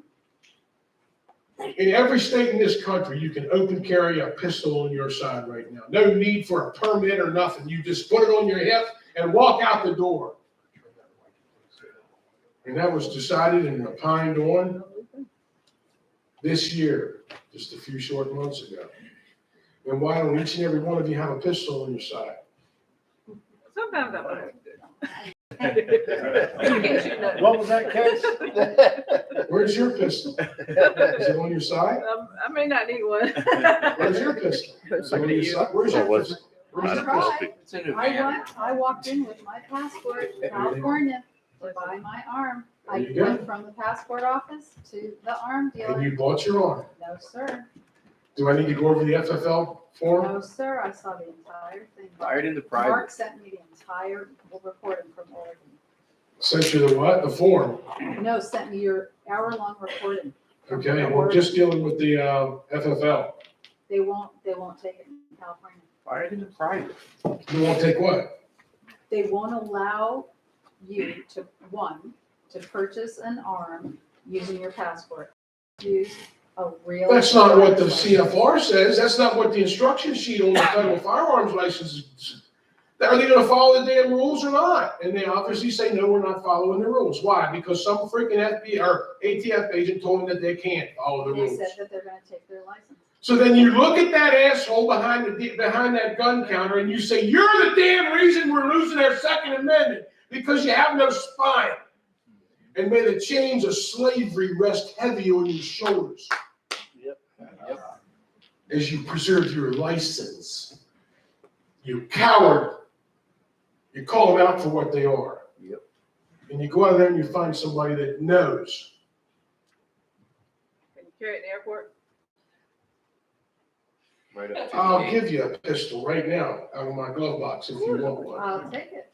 Okay. There you go. How do I get on the plane with it? How do you get on the plane with it? You throw it in your luggage. Okay. You check your luggage.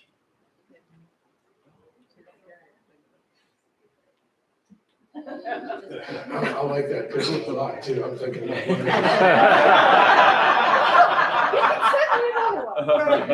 well, I'm thinking, should I give you this one? Because this is a 6 hour 365, but I like it because it's nice and neat and it fits me. Well, you think, And then I got a star arm out there in my glove box, and it's like, man, I love that thing too. well, guess But what? it's all steel. I'll see you in Toledo. All right. I don't know what I'm gonna give you in Toledo. I'll give you a little revolver. They give you some time to think about it. Yeah, there you go. All right, so now, you're in California. I know. All right, so in the First Amendment, there's 5 of them. 1, 2, 3, 4, 5. And they're in a specific order for a specific reason. Remember what I talked about. And with faith in divine providence, we mutually pledge to one another our lives, our fortunes, and our sacred honor in a specific order for a specific reason. Our lives, our fortunes, and our sacred honor. Because they knew their lives were going to be spent. They knew that. They knew their fortunes were going to be spent, short-lived. They knew that, but they knew that their sacred honor would last on because their cause was just and righteous. And whether they failed or prevailed, stick with me, boys, and whether they failed or prevailed, that their efforts would live on through time. You see how they did it on purpose? With faith in divine providence and mutually pledged to one another our lives, our fortunes, and our sacred honor, they sent us a message that is timeless. And they did the same thing with these parchments. And they paid for them the ultimate price. So what's the first one? Government shall make no law abridging the right of the people to practice Religion. Freedom of Speech. speech. Right of the press. Freedom of religion. What are we missing? What's the first one? Freedom, practice, freedom of, Religion. see how mousy you guys are? I'm not mousy, it's religion.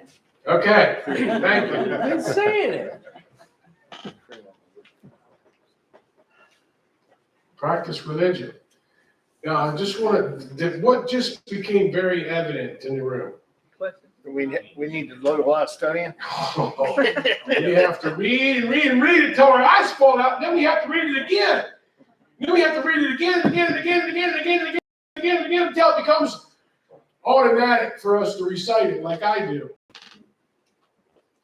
Because only when it's in here can it come out this thing and have any gravity whatsoever. You can put it in here and then feel it. And then it comes out here and has meaning and weight. And shame on me, because I didn't know these things until about 5 or 6 years ago. No, actually, it's been 8 years now. Shame on me, because I did not pay the respect to the price that was paid to give us these beautiful words on these papers. And this is why the chains of tyranny weigh so heavily on me right now. Because I'm doing my best, not just for me to throw them off, but to have every one of you throw them off as well and teach 25, 30, 40, 50,000 people how to do it as well. It's in a specific order for a specific reason. It works forwards and backwards. Practice religion. What's the second one? Speech. Nope. Speech. Speech. Speech. What's the next one? Press. What's the next one? Assemble. What's the next one? Redress. This is multi-part. Number 5 is multi-part. Petition the government. You have the right to petition, grievances, for redress. So you got 1, 2, 3, 4, 5, 6, 7. They're in a specific order for a specific reason, and they are timeless. These men and women, because the women had just as much to do with this as the men. If you go back and look at our nation's founding, none of our founding generation did anything without checking with their wives first. They constantly wrote letters to one another. The men constantly sought the counsel of their wives. Constantly. That's why I call them the founding generation and not just the founding fathers, because they were the fathers of nothing. It was the generation of men and women that gave us this country. And it works forwards and backwards. We meet and practice religion so we have a common sense of what's right and wrong, a common moral compass to steer by, if you're using admiralty terms. We had a common sense of what's right and wrong. And what do we do after we meet at church and we practice religion? We talk about events of the day after the church is over, right? What do we do here? We break and we constantly talk about events of the day. That's all we do is meet, talk, meet, talk, meet, talk, eat, sleep. Okay? And we talk about events of the day. When we talk about things that are wrong, that are happening here, we write them down and post them in a different place, in a different province to find out if what's going wrong over here that we talked about is happening over there. We use the press. We use the press to write down what we talked about that was right and wrong. We learn what's right and wrong, we talk about it, and we use the press to write it down. You see how it works forwards and backwards? Do you see? Yes. Is that beautiful or what? Yes. Now, when we discover that these 3 things are so messed up that we got to do something about it right now, quick, fast, and in a hurry, we come together as free men and women in an assembly. That means not a taxpayer, not a corporate citizen slave. Because if you're a corporate citizen slave, you gave up all of this for privileges and responsibilities and duties and civil rights and due process of law, not common law. And you have civil rights that comes from the civitas, which is Roman in nature, that comes from the body politic. You give up all your God-given rights for bullshit on the 14th Amendment. And then you find out, well, the 14th Amendment is law. No, it's not law. It's not even the constitutional amendment. So saith the Congress. The congressional report on the 14th Amendment is posted on the channel, where Congress proved that the 14th Amendment was never properly ratified. It is not an amendment to our Constitution. Louisiana submitted for the record that they were forced under duress and stress to agree to it, and that the President of the United States never properly authorized it, and that the requisite number of states did not adopt it. Thereby, the 14th Amendment is at best questionable. And the evidence that was presented by the congressional report thereby proved that the 14th Amendment does not exist. Because 7 years have passed, and the requisite number of states did not pass it. It doesn't exist. It is an assumption and a presumption. But the passport office will give you a damn letter that says that you're all 14th Amendment citizens, and the only way to do that is to lawfully change your status. And they don't recognize your affidavit of truth and status because some stupid idiot said, give them this form letter, these sovereign citizens. Because even that lowly dumbass employee at the passport office didn't read the front page of the passport where it says citizen/national. There's two statuses designated on the first page of the passport. Citizen/national.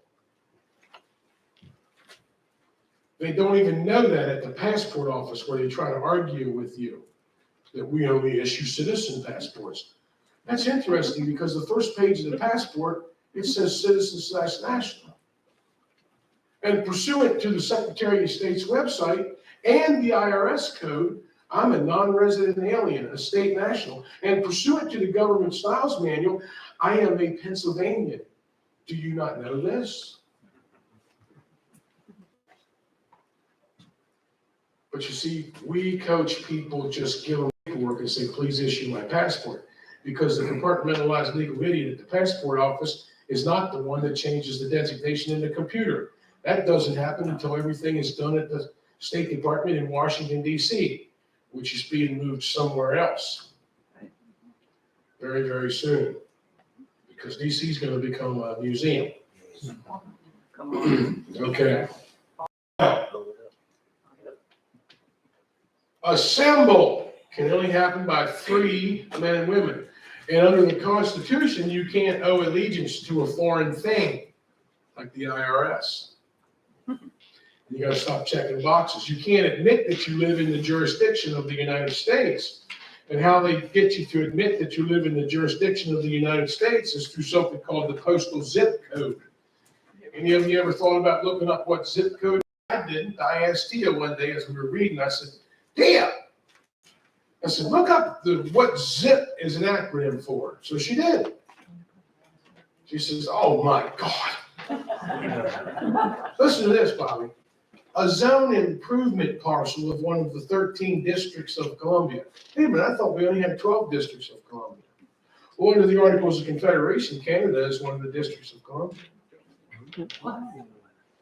Under the Articles of Confederation, Canada is part of our union.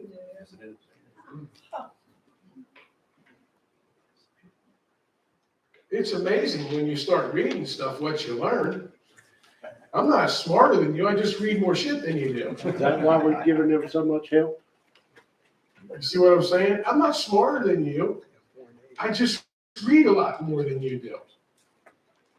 All right? So now, we now discover why your party is a taxpayer, as a citizen to the 4th, 5th, 6th, 7th, 8th, 2nd, and 1st Amendments, and why you're not a party to the Constitution, because you're a taxpayer. You're a 14th Amendment citizen, And the taxpayer, you're not a party to these things. The Supreme Court says it over and over and over and over again. They're posted on the channel.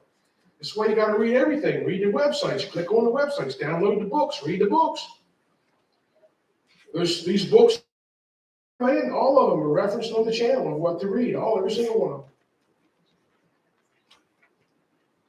Take a picture of them. Make sure you start building your library. These little white front, these first three right here, Fruit from a Poisonous Tree, Cracking the Code, Sovereign Duty I'd buy 100 copies of that Sovereign Duty and give it to everybody who thinks they're running for office. Guess what Doug's first required reading is going to be? Is that one right there, Sovereign Duty? You'll hold up. Yeah, you can hold them up if you want. That'd be great. That Sovereign Duty book is the states have a duty to protect the sovereign. This is by Ann Hall. That's Ann Hall. I love that lady. She's a Juris Doctorate. She's amazing. She is amazing. She doesn't think we need to do this. Yeah, unfortunately. So all of these books, next week will be, there'll be a recommended reading list on my website. Recommended reading list. And I think you have a recommended reading list too on your ASN site. So I'm just gonna take a picture. So these, take a picture of these. The Sovereign Duty book by Ann Hall. I love her. I love her. I love her. I love her. Okay, she followed me on Twitter for a while. I started down this path and she thinks I'm nuts. See, she thinks we're all a party to the Constitution, but she's got a Juris Doctorate and a bar license. Oh, good. She was educated not on what real law is, and she's made a study to study these parchments. But in my humble opinion, Ann Hall doesn't look at all this together and how you are the conductor of freedom and use all this together. So now let's get back to work. So we have to assemble as people, and then we write a petition of Pettit edition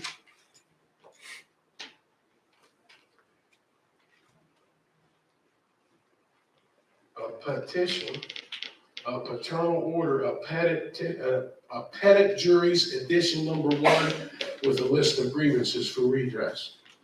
So when you assemble as a assembly of free people, you appoint 12 people to write the petition.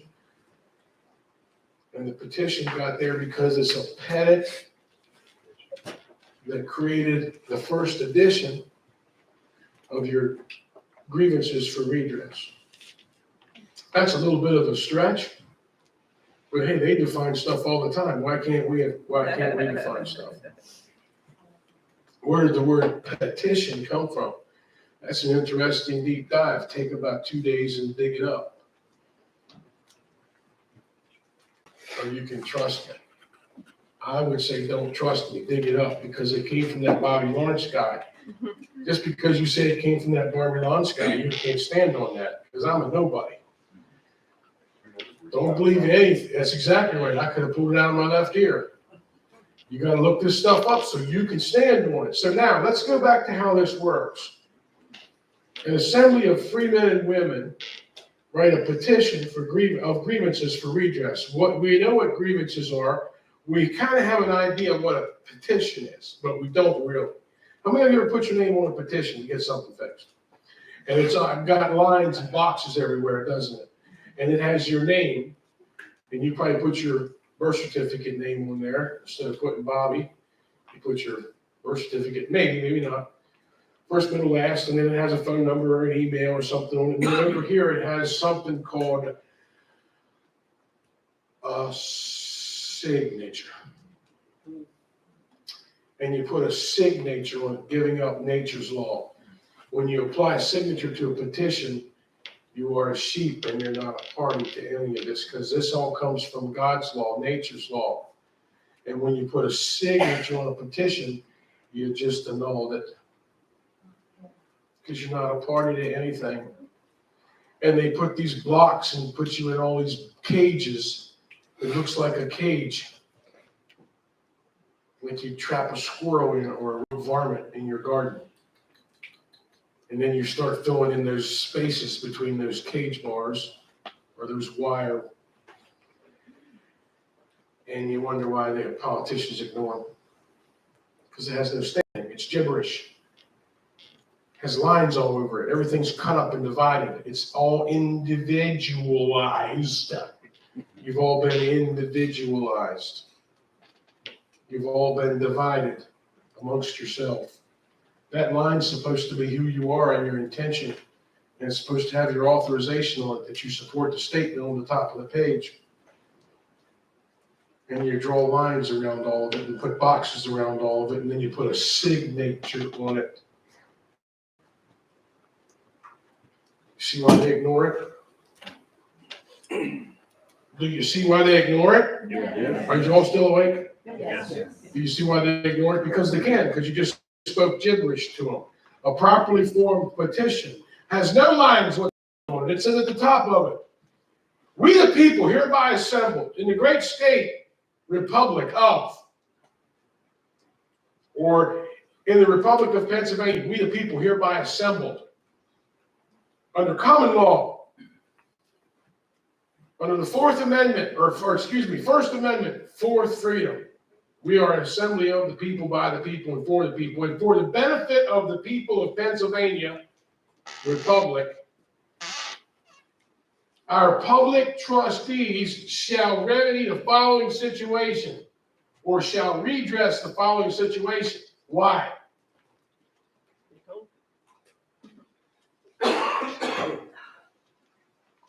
For the benefit of the people of Pennsylvania. That's how you start a petition.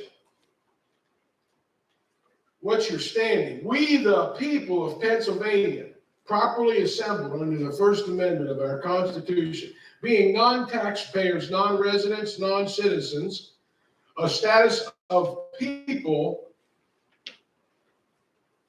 list the following grievances for immediate redress. They shall be redressed for the benefit of the people of Pennsylvania, or your town, or your school board. For the creator of the son, the daughter that you have been entrusted with to educate them.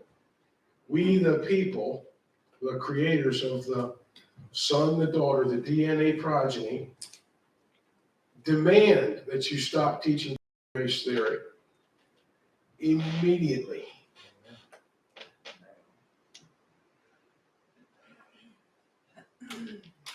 That carries a little more weight than, "Those are our kids." What's a kid? A kid's a goat. What language are you speaking? Read the contract where you gave them authority and power of attorney over your DNA property, called the enrollment form.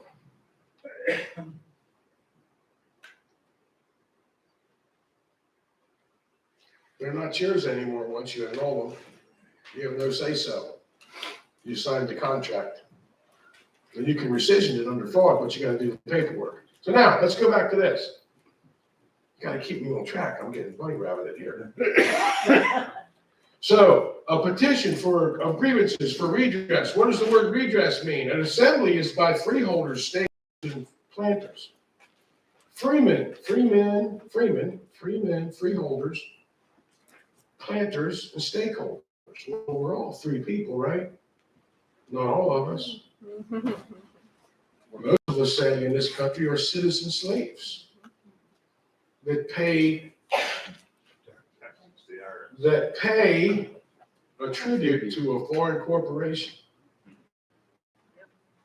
So, we have to correct our status. An assembly of free men, not free men, freemen, one word, proper pronunciation.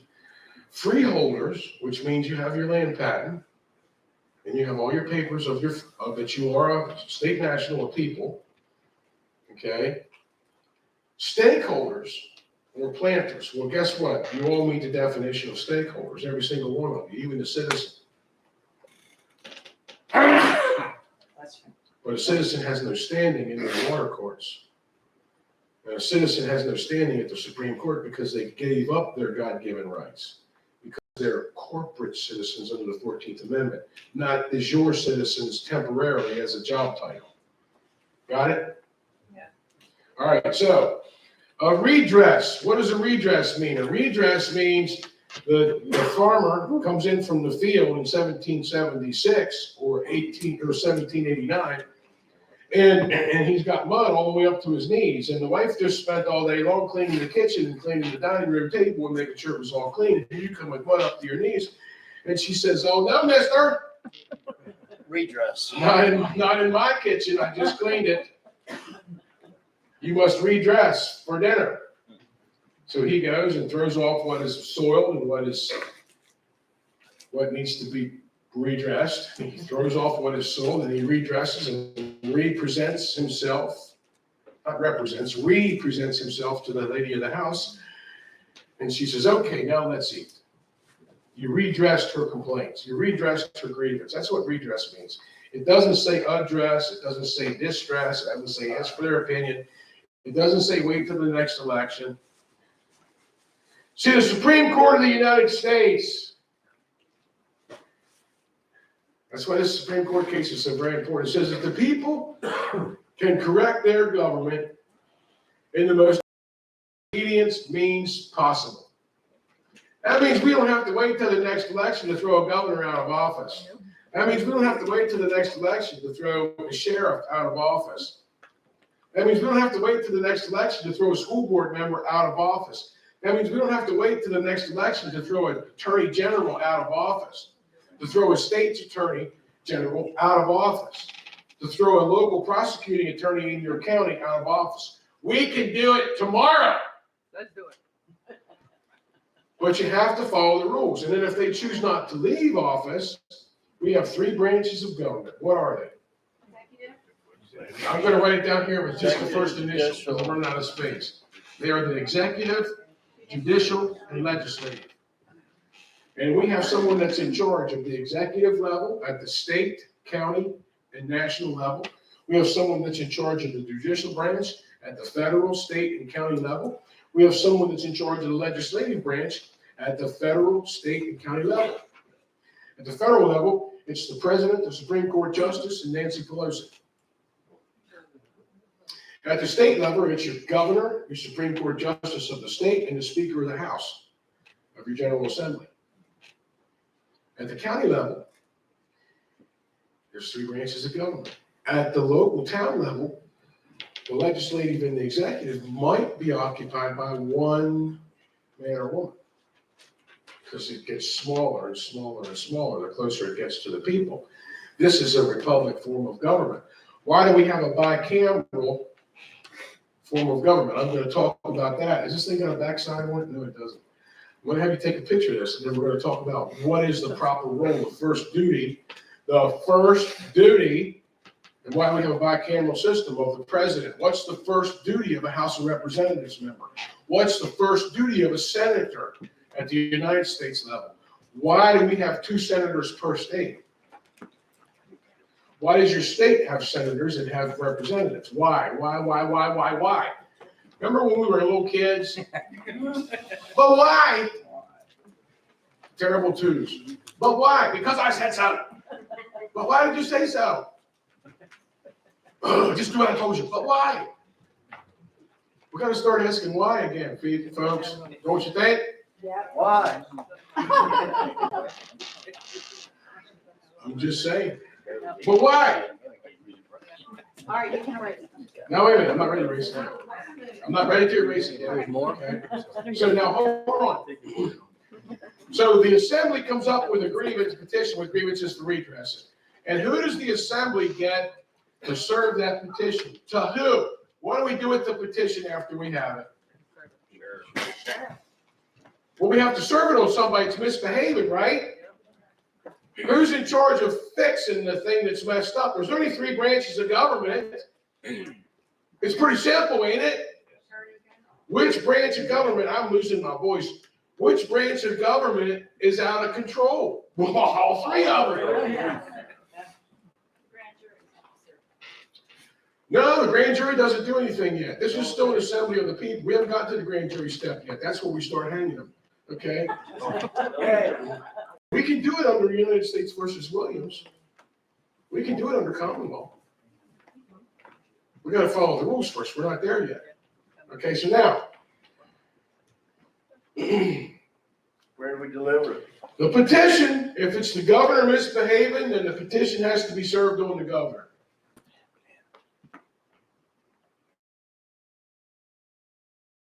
You gotta find the sheriff with cojones the size of this building. And you call up, the assembly calls up the sheriff and says, go serve this petition for grievances on the governor. Tell him we want this shit fixed, and he's got 14 days to do it, or we're gonna take him out of office. And the sheriff goes over here, and that's why it's important to read this book over here called Sovereign Duty.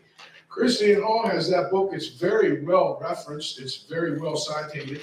And she's got a section in there on the sheriff and why they are the ultimate law enforcement of our Constitution. They decide what's constitutional or not. They're the ones that's responsible for enforcing the people's will. They're the ones that's responsible for enforcing the petition with a list of redress for grievances. They're the ones that's responsible for defending this at the direction of the assembly. They are the final arbiter and law enforcement responsible for defending the Constitution, for defending your rights. And she's beautifully cited in that book.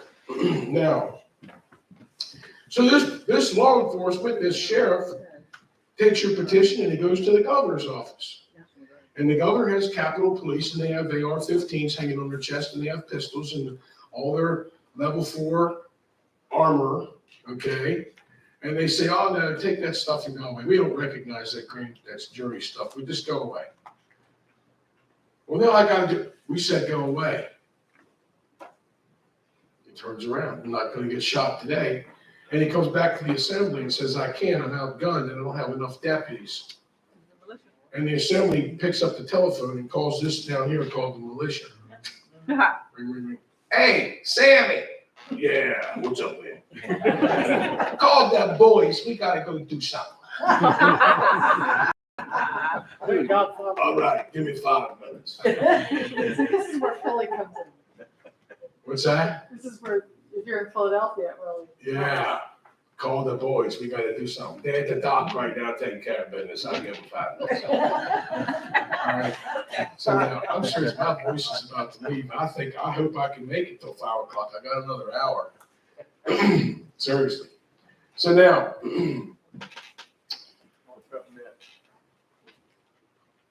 the assembly calls up the militia to get their arms together and come support the sheriff, and the sheriff deputizes the 1,000 people of the militia. And now 1,000 of you with guns and level 4 armor and pistols show up in your pickup trucks with your deer antlers hanging out the back window. What we doing now?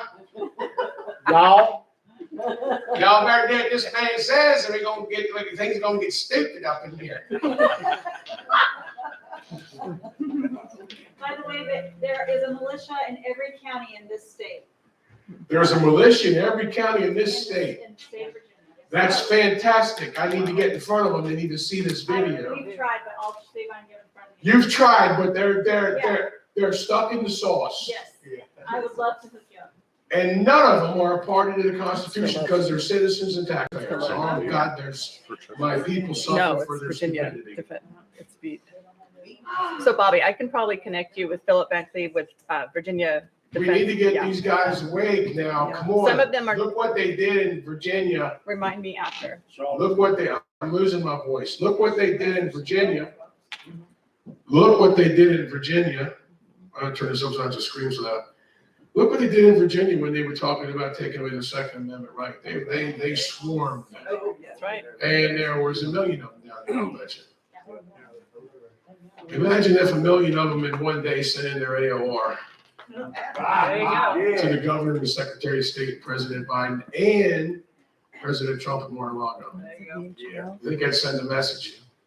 Goodness. Tell them that they can get a 50-state concealed carry passport if they just correct their status. Okay. Bundy Ranch. What's that? Bundy Ranch, Arizona. They weren't in the Constitution. None of them boys They were were. almost there though. None of them boys were a party to the Constitution.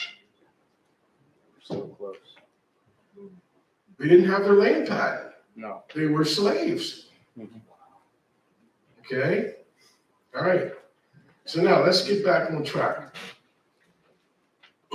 So then we have the militia show up in enough force, 1,000 of them with guns hanging on their chest, show up at the governor's. You're not doing that shit. Because the people said so.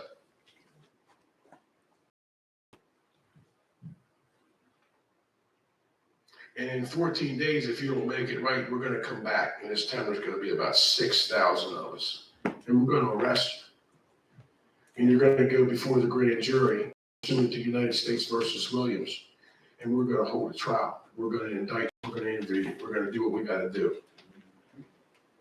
You see, that's a whole process. That's another hour-long process of how you establish the republics. How you can establish the republics is as you assemble as free men and women, you start holding elections to fulfill the offices of the Republic of Virginia. And you start functioning as a real government of, by, and for the people, the Republic of Virginia, not the Commonwealth of Virginia, the corporation state of Virginia, doing business as the Commonwealth of Virginia. Look up their corporate charters. Look them up on Dun and Bradstreet. Commonwealth of Virginia is incorporated as the state of Virginia, doing business as the Commonwealth of Virginia.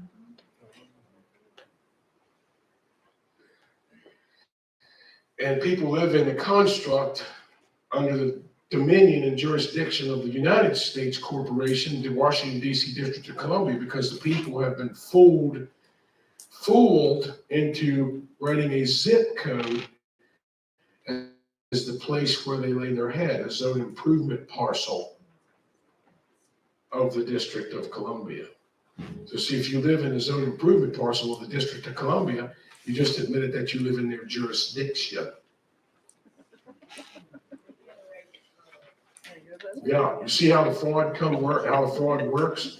Okay, now, man, my voice, I'm trying to pace myself. My voice is gonna leave me before 5 o'clock. Now you folks know why when you ask me 50 questions, I say I don't want to talk, because I've got to make it to the end of the seminar, all right? This is why I don't like answering questions when I take a break, because I need to save this thing so I can make it through, all right? Now, United States versus Williams, you want to read that, all right? That's very important when it comes to common law and the people's grand jury. It's the United States versus Williams from 1992. It's posted on the channel. You can find it on courtlistener.com. Or you can look it up at cornelllaw.com. And download the opinions and the writs of Satori for that case, okay? And read them. And download the writings for the majority. And that's where the judges write what they think about that case. And that's where you find your authority to act, is within their opinions. Okay? Now, can you all see this, how this works? The Fourth Amendment, we are to be secure in our persons, our houses, the place where we lay our heads, our papers and our effects. We're to be secure in them. We have the right not to incriminate ourselves. So when the IRS says, send me your bank information, you say, no, I invoke the Fifth. There's all different kinds of protections in the Sixth Amendment. A right to trial by a jury of your peers, not a jury trial, but a trial by a jury. A jury trial is administered by a judge. It's not a trial by a jury of your peers under the Magna Carta. The judge can pick whoever the hell he wants to be the grand jury or the petit jury.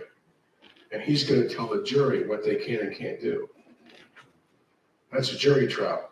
No, Your Honor, I want a trial by jury, not a jury trial, and you damn well know what the difference is. Don't play stupid with me. I'm not ignorant and incapacitated, so don't you act that I am. You arrogant bastard. By the way, I want all my public bonds. I want to see your oath of office and your public bond so I can accept it and remain in honor. You want to play court, then let's play court.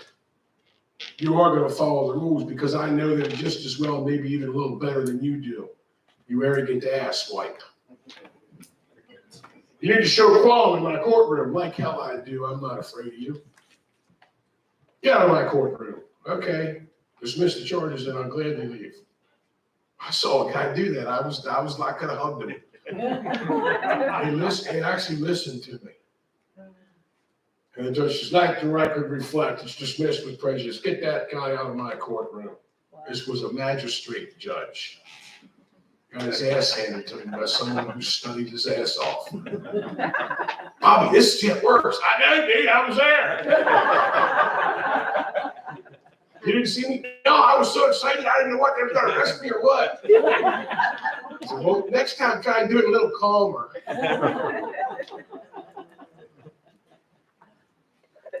All that for $150 speeding ticket. Well, why were you speeding? Because it makes me happy. David said he was in the courtroom. That's what he helping the guy. That's what he actually said. The judge started laughing and said, "Okay, case dismissed."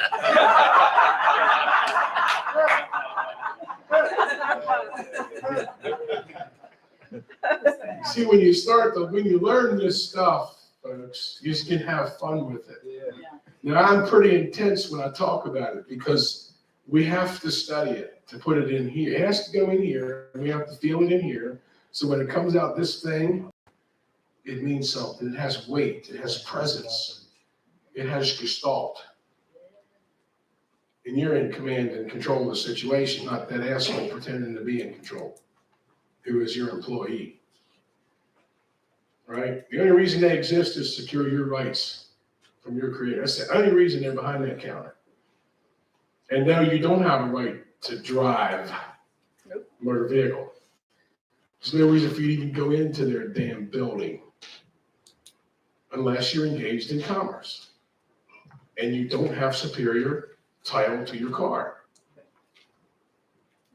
Okay? All right. Ba-bam! Everybody got that? Now I want you to take a picture of this.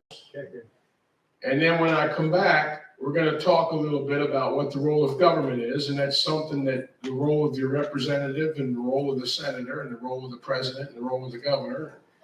We're going to talk about what their job duties are as first principles. Okay? That's the last thing I'm going to teach you today because my voice is leaving me. Okay, so we're going to take a 5-minute break. All right. I'm going to go pound down the rest of this water. Okay. Huh? Yeah, I'm going to pound down this water. I'm going to pound down this water. I want you to take a picture of this. Thank you. I've got some things in my bag there. I got the top of the truck. I got some things. Thank you very much. So take a picture of this. When I come back, I'm going to erase it. Nobody talk to Bobby while he's gone. Yeah, we're going to talk a little bit about what the role of your senator is and what the role of your representative is and what their first principle is. And then I'll end with a little story and we are going to go home for the weekend. All right. Thank you. I got something. What are they? They're silver drops? You're not menthol? Okay, silver, yeah, that's what. Yeah, little silver's good stuff. All right, folks, we'll take a 5-minute break.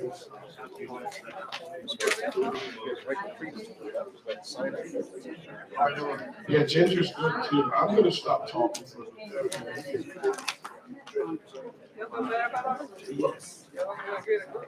Yes. I'm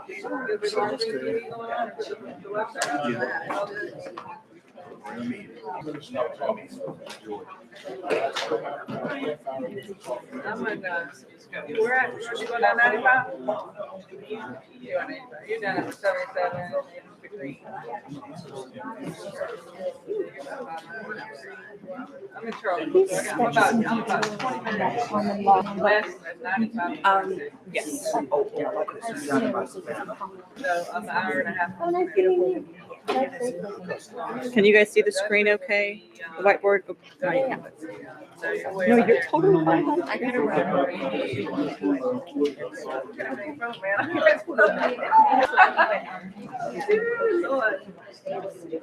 Oh, yeah, it'll be on my Facebook. So this is on my YouTube channel. It's public. Where? Hartville? It's Firebrand. YouTube. Firebrand. Okay. Firebrand action. Okay. Thank you. Comment.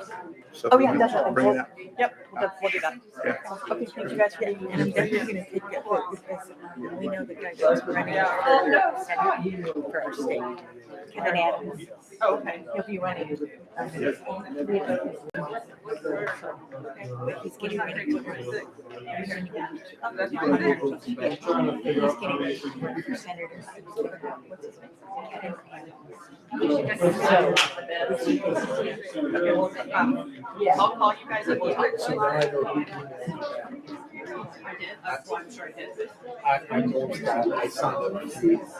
I sent her free messages earlier this week. What I never included was I was hospitalized. She's the one that drives the truck. So that's why it's like I've been on that website a couple times. Look at No, it's fine. It just breaks up on the ship. As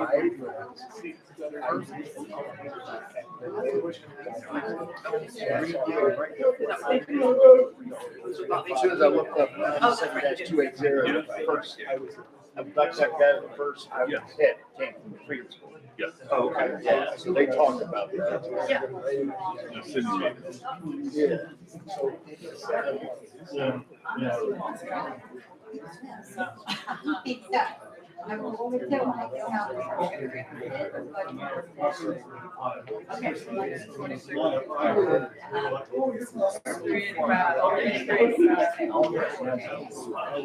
Where y'all going anyways? Yeah.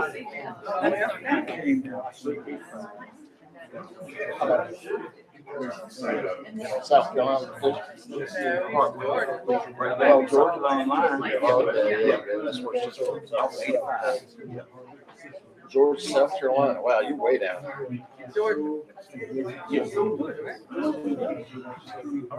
You're south of South Carolina. We're west. Southwest. Well, you gotta go through South Carolina and then you gotta go through Georgia to get to Florida, right? Get to Florida. Yeah. So for her to get to Florida, she's gotta go through Georgia. Somewhere along Yes, at the bottom, it's south, yeah, it's south side. Yeah, I got you. North Georgia, North Atlanta. Yeah, I've been over there. I had to pick up, what's his name? Oh, is that where you had to go? Northern Georgia. I went all the way across the state of North Carolina to get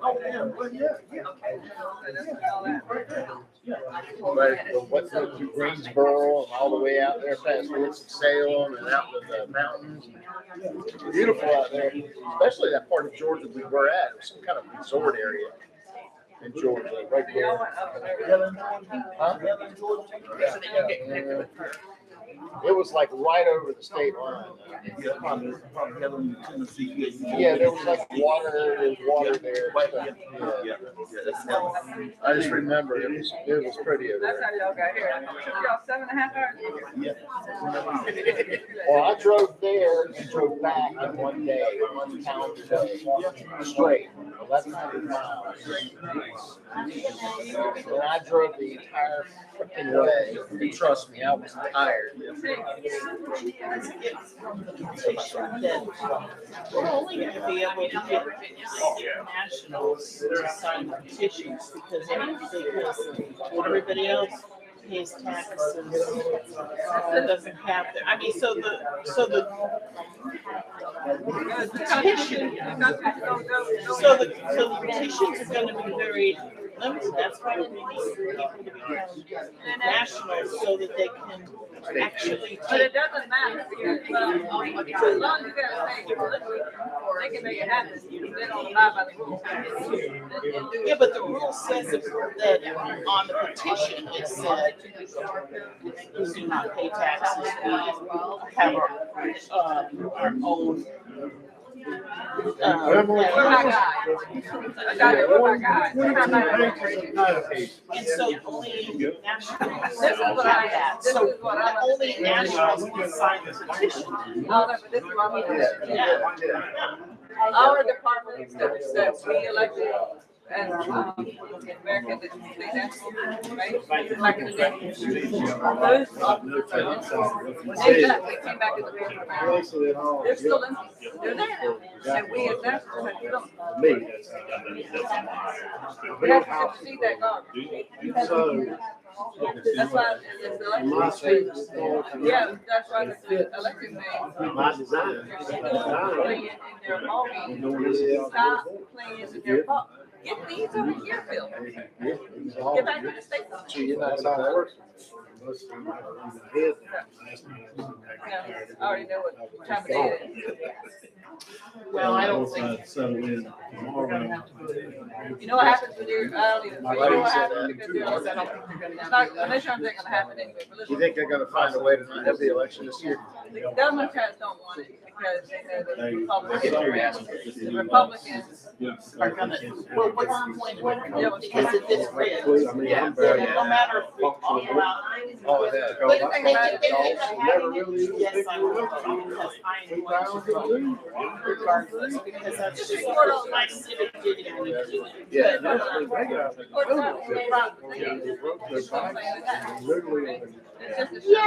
but no, I'm Democrat. going to have my voice heard.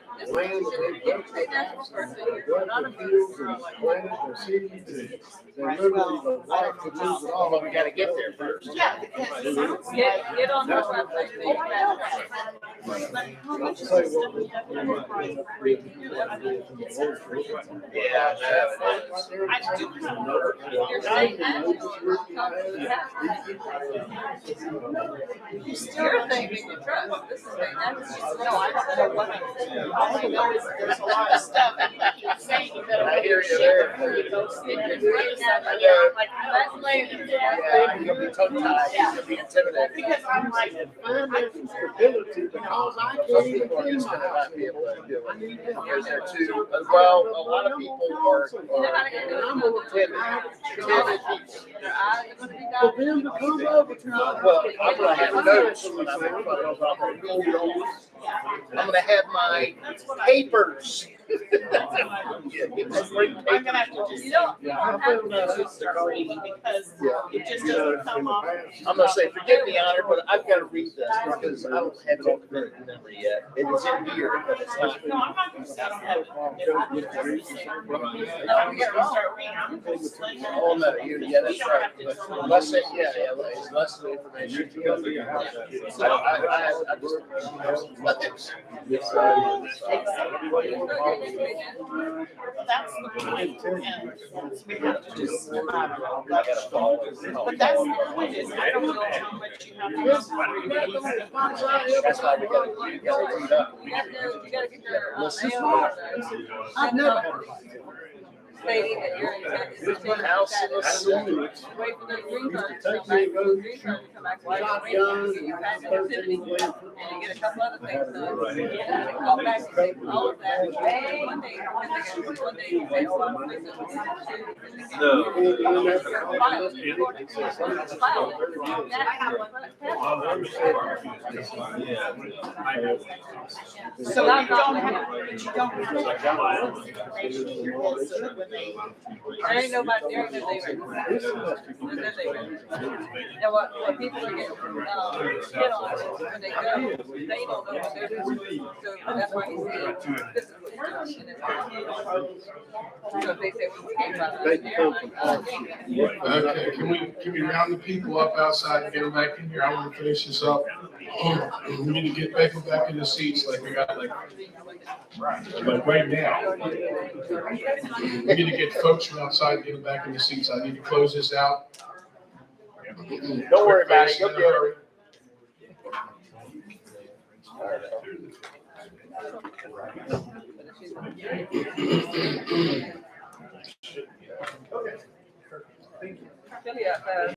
Now you kind of comprehend why I don't even talk to my wife. Seriously, I don't have time to talk to my wife. Or the voice to do so. Takes me about a day or two to get my voice back to where I can use it after one of these things. I can be real quiet and mousy and just drone on, and my voice would last all weekend. But I get all pumped up, you know. And it's late in the season. Because it's in me. I have to use passion That was part of to convey my feelings, what I feel about these things. You need I to can't take, communicate without being passionate about it. you need to take off to the season of spring before you start that. All right, can somebody go outside and get those people back in here? We can get this closed out. Freedom School. A couple folks had to leave because they had other things to do. They have some other commitments this weekend, so we lost about, It's a place you might want to check. we lost about 7 or 8 people, maybe 10 people. There's, as soon as I put 97, that 280. Was that it? They gave it all laid out. They had other commitments, family and things. When you work all week, and it's tough. You got the weekend, you got certain things you got to get done because you work all week. You're a slave. You know, is there very many people outside? And out there told them it's time to get the ass back in the seat. I'm just a plain guy. You know, take. It's like when you're eating fish. When you're eating fish, you keep the meat and spit out the bones. That's the way you have to take meat. Keep the meat and spit out the bones, the things that you can't swallow.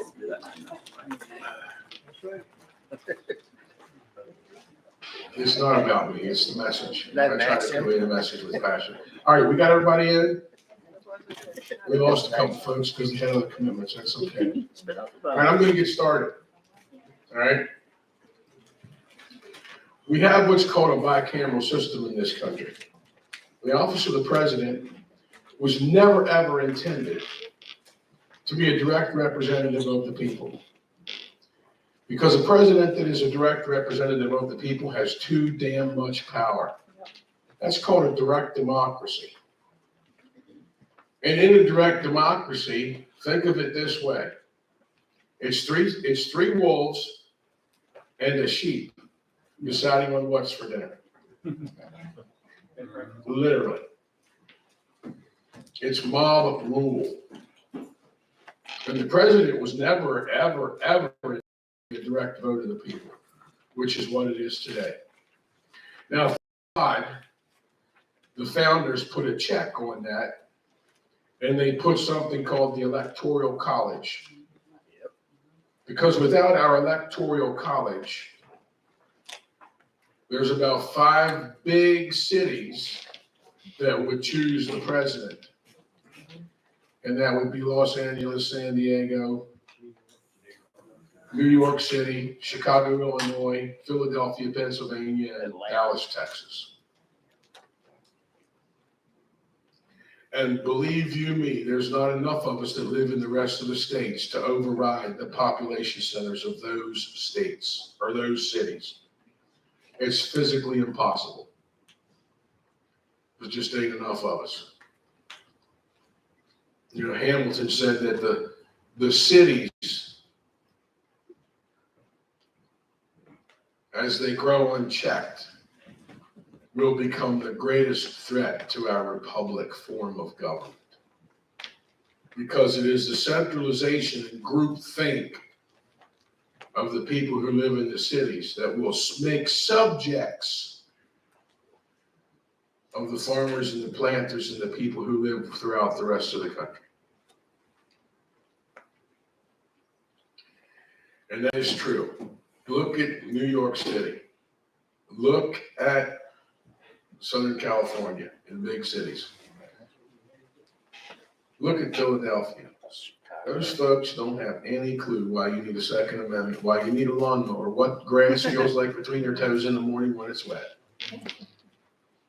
Why you need a lawnmower with a 72-inch deck on it, or even a 54-inch deck, because they got a little electric weed whacker.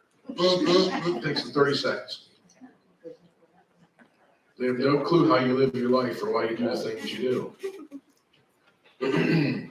So, there's multiple attacks on our constitutional republic. The first one was stealing our senators from us, our state federal senators. When I say the federals, the U.S. senators, our federal level. They became a popular vote with the 16th or 17th Amendment. Which one was it? 17th. 17th Amendment, yeah. 16th was our taxes and the 17th was robbing how our United States senators were elected. You see, prior to the 17th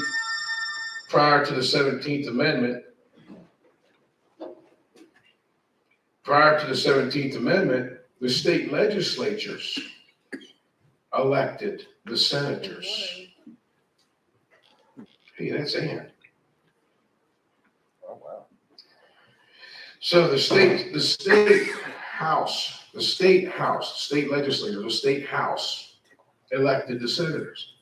Now, if you look at which political party or which thought discipline is in control of the majority of the state legislatures, it is conservatives.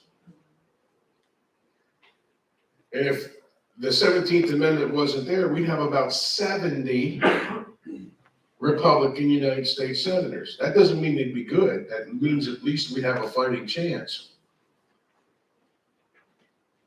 But with the direct popular vote of our senators, it took away the say-so. Like, for instance, my state of Pennsylvania, we have 67 counties. And Philadelphia, Harrisburg, and Pittsburgh choose our senators. Because not enough of the people who live in the rest of the counties get out and vote.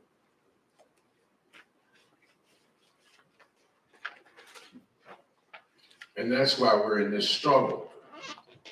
Because our republic form of government is under attack. There's also something called the national popular vote to undermine the Electoral College. You have 209 out of the 270 delegates pledged to something called the national popular vote. Now, thank God they know for a fact that Donald Trump won the popular vote. And they've lost. And how do I know that? Because the funding dried up and the push for the national popular vote stopped dead in its tracks. That is an attempt to make our Electoral College function as if it was a direct democracy. And then we have something else that's under attack called our House of Representatives and the districts thereof. You see, your House of Representatives was intended by the founders to never represent more than 50,000 people. Their intention was that you knew who your representative was because you knew their name and you shook their hands. And they were accountable to you. Under our founding parchments, we should have about 6,000. But they froze the proportional representation. And now we have 750,000 on average per U.S. House of Representatives. There's no way in hell that you can know who they are, that you know their kids and their families, that they don't shop at the same grocery store you do. They have so much consolidated power. And they draw voting districts, representation districts, they draw them around groupthink and which party is in control draws the boundaries for that district. And that's under attack by something called ranked choice voting. And that means if you're in the state of Maine that passed it in 2016, you have 4 House members. One of those 4 seats was consistently conservative. But they passed this thing called ranked choice voting, and that means everybody in the state gets to vote 4 times. And if there's 10 people running, the top 4 vote getters are put in office, regardless of how the people in that district voted. And that one conservative district flipped to Democrat. And now the people in that district are up in arms trying to get that repealed. That's a way to undermine your representation. Battery died. It may have. Let me see. Yeah, my battery died. It's working. Can you do me a favor and reach in that box there and get me 2 batteries?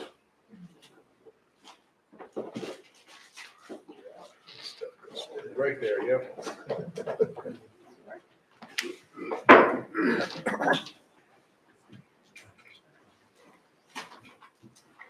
Thank you.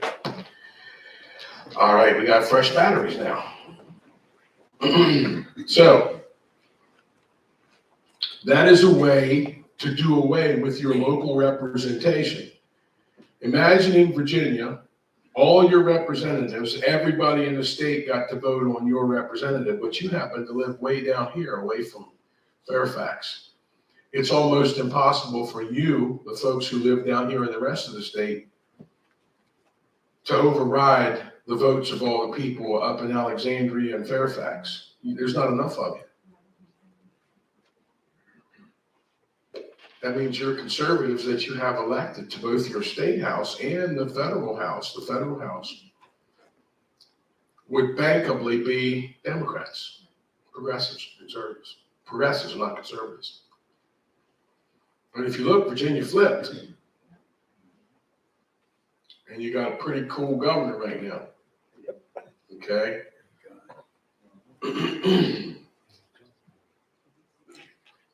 So, our republic form of government is under constant attack right now more than ever in history.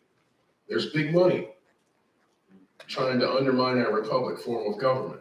And we, the people, don't know what their first duty is, so we can't hold them accountable for what their first duty is. So they vote for stupid shit like ranked choice voting and the 17th Amendment. And they vote for stupid shit like the National Popular Vote movement. To undermine and destroy our republic form of government because we, the people, are asleep and concerned with things that don't matter. The kids are loose in the house and they're destroying the damn thing. Now let's look at why we have a bicameral system. Can anybody tell me what bicameral means? What does it mean? We have 2 chambers. Yeah, we have a House and a Senate, except for one state, which have a unicameral system. Yep. Now, why do we have a bicameral system? Can anybody tell me why? Checks and balances. Checks and balances on what? Well, it's interesting because we all think we think that the Senate is the upper chamber, right? How many of you ever heard that? Yep. The Senate is the more important one. How many of you remember that? Have you ever heard that? Yes. Do you know why it's called the upper chamber? Because it was on the 2nd floor of Independence Hall. The House was on the 1st floor and the Senate was on the 2nd floor. And they called it the upper chamber. It didn't mean that it was a hierarchy of power. The House is the most powerful. Why do you think the Speaker of the House is the 3rd one in line for the presidency? Why do you think all legislation is supposed to start in the House? Why do you think the House has the power of the purse? Because the House is a direct representative of the people. The first duty of a representative, write this down, the first duty of a representative is to jealously guard your freedom. That's their first principle. And they're supposed to weigh and measure every piece of legislation against encroachment upon your freedom and the limitations that we, the people, placed on it.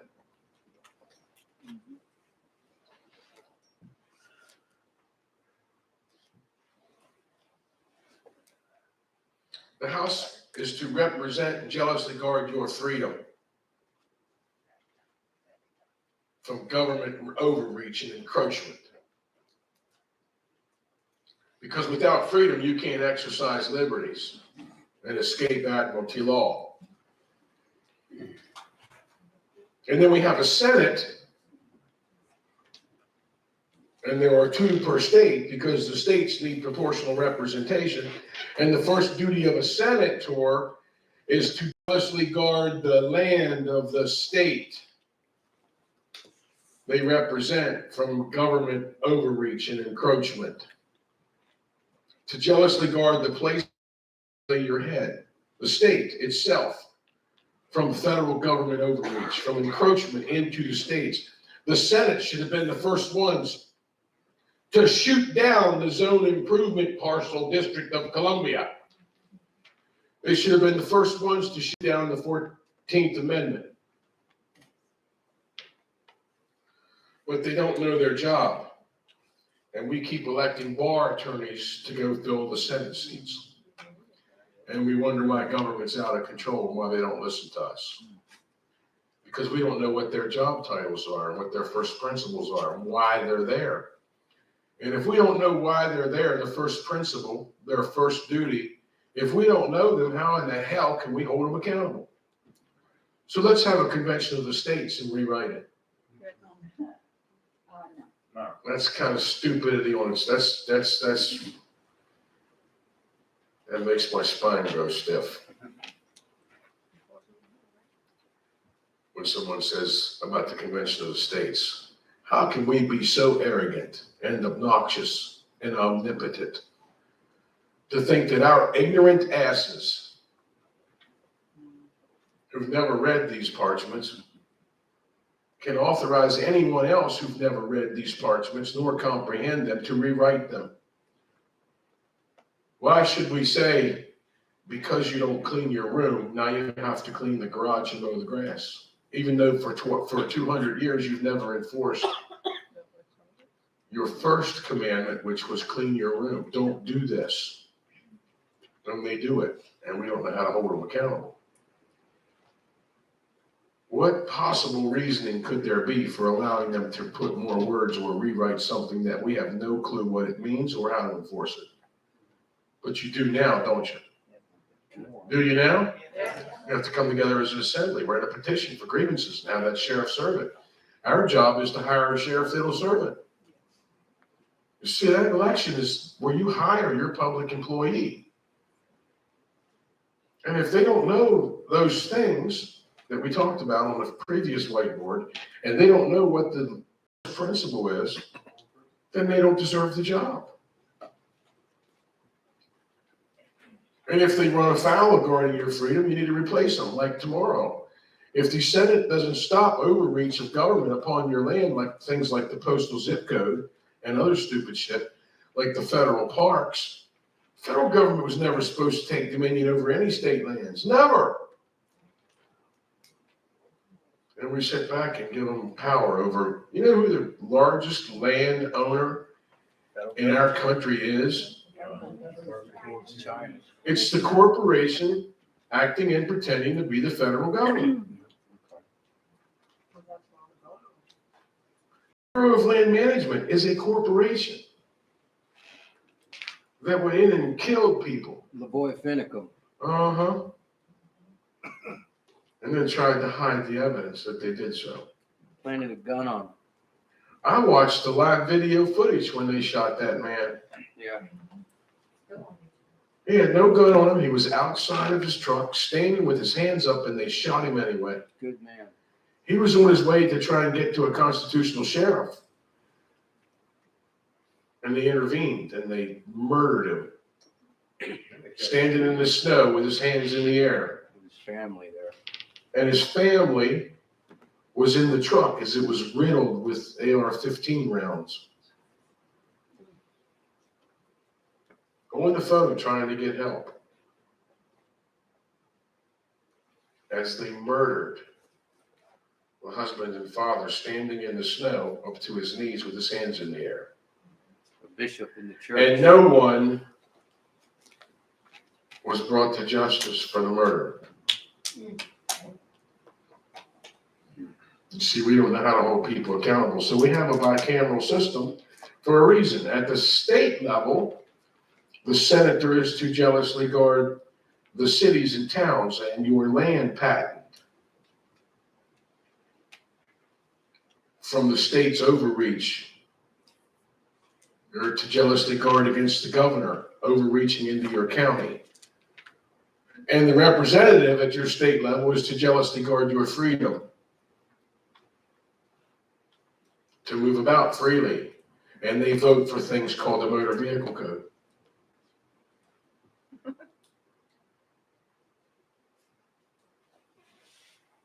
You see, they don't know what their job is, and neither do we, so we can't hold them accountable. But we're going to start, aren't we? Yes. Yeah, got it. So this is what government is supposed to be. This is the single most important thing about the government that I just taught you right here was on these two whiteboards. You see, no matter what we do, no matter what we do, no matter what we do, we have to hold our employees accountable. The rats are in charge because the cats are sleeping. It's time for us to be lions once again. It's time for us to be patriots once again. And that doesn't mean we have to shoot one another. That just means we have to read and read and read until our eyes fall out. And then we realize we can't read near enough neither. We have to gain the attention of every man and woman and child to the matters of righteousness and justice. Concern themselves, convince them to concern themselves with matters of reading. This is what we must do to save America. And we're doing it, aren't we? Yep. Yep, we are doing it. We are going to win. Nothing can stop what's coming. Nothing can stop what's coming. I sat down and did the math the other day, and the number of attendees at the seminars, I'll have physically been in front of over 3,000 people this year. That's pretty cool. That's pretty cool. That's a sea change. Because we're talking about things that are real and how we can remedy and how we can fix things. Nothing can stop what's coming. When we walk in the light of God, put on the armor of God's knowledge, nothing can stop what's coming. And the world is waiting on you. I had a lady ask me today, well, what about the Jasara and the reset and stuff? And what's a little bit? And I was like, they're waiting on us. Why hasn't Trump done anything? Why hasn't Nasara happened? Why?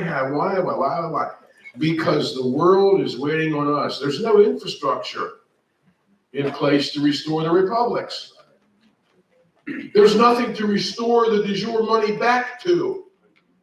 Do you think that the people that are in charge of Jasara, the 13 dynasty families, holding all the wealth of the world in trust for the people of the world to restore 209 nations? What makes you think that they're going to restore untold wealth back to a people that's ruled over by a corporation? There's no infrastructure to return the wealth back to the people because it will be stolen by the corporations. And they're being good stewards by not doing the Sargis or doing the reset, the spiritual accounts. Imagine a bank account, if you will, that has 800 zeros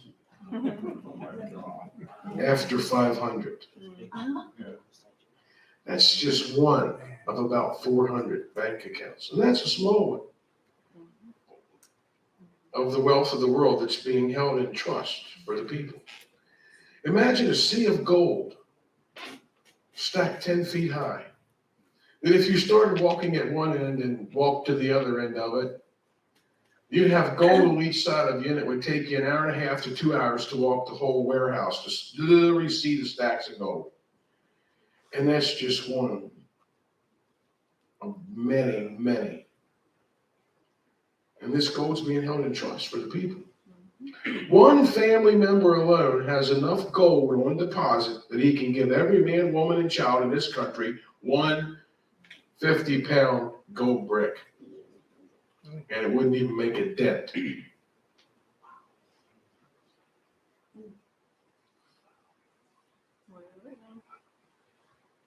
The wealth of the world is waiting on you. The reset, the destruction of this evil construct can only happen when you make the choice to throw it back into the water from which it came. To throw off that which you are not and claim that which you are. To fulfill your appointment as a creation of nature and nature's God. That's all you have to do. Fill out that AOR and send it in. You don't have to do anything beyond that. Don't even have to get the passport. Just fill out that AOR and send it in. And then be at peace. You don't have to go to war with them. All right? But we need the numbers. We need the numbers. So how do we convince somebody that pay attention? Well, you love the Constitution, don't you? Well, yeah, I love the Constitution, yeah. You ever read it? Well, a long time ago. Well, I'm making an honest-to-God's attempt to gain the attention of you because we need you. Our country needs you. And I'm trying to get your attention. Can I have your attention for an hour? I'd like to talk to you. Show them your passport where it says citizen/national. Get the FFL form and show them on there. Question 21.1.9, I think it is. Nationals of the United States. Ask them where it says citizenship. Nationals of the United States can check USA. Show them on the government forms where there's two statuses. Nationals of the United Nationals. You can be a state national or U.S. national. Or you can be a citizen. It's just right on their forms. It's real. I'm not making this stuff up. Now what I'd like you to do is read the 14th Amendment slowly. And comprehend each word. And when you come to the word privileges, ask yourself, when you were but a wee thing, didn't your parents take your privileges away from you when you misbehaved? And what is due process of law versus common law? And what is civil rights versus God-given creator rights? You see, you're not stupid. I need your opinion of what you think about these things. Because everybody has an opinion. And ask them the opinion to read something that you've read.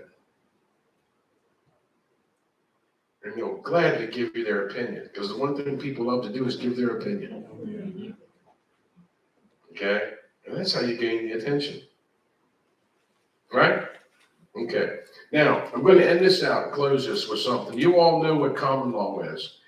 Every single one of you know what is of nature and nature's God, ultimate truth. And time is one of God's ultimate truths and how it passes. You can spend time or you can share time. And each one of you know the difference. When you spend time, there's moments of time that are priceless, that once they pass, they can never be regained. Moments of time pass in two ways. You can spend time because it costs you something. That's why it's called spending time. It costs you something.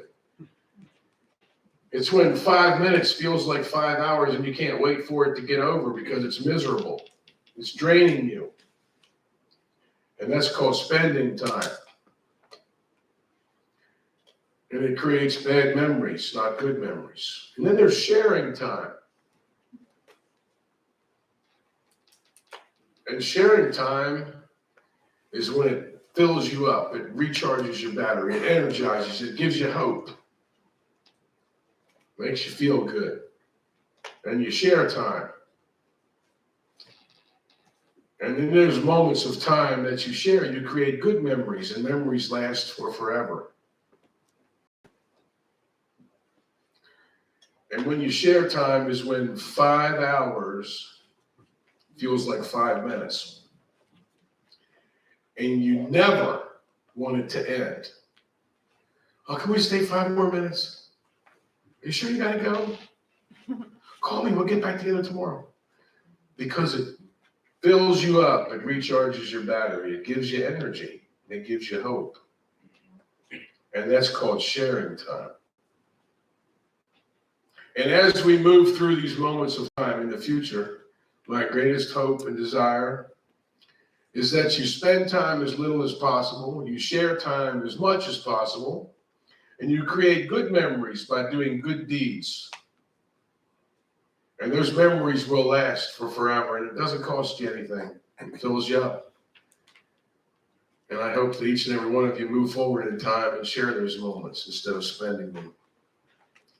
And from the bottom of my heart, I want to thank each and every one of you for sharing this time with me. May God protect and bless you as you travel home. God bless you. Thank you.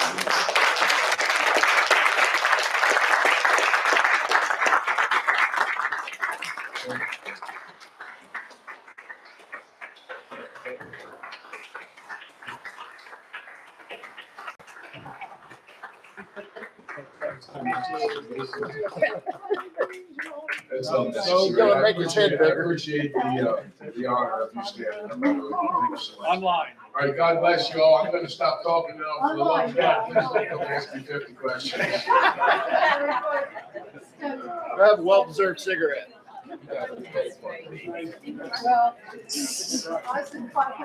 Yeah. Good to see you. I'm on the study. Member, right? I just remember he was here in person. We talked.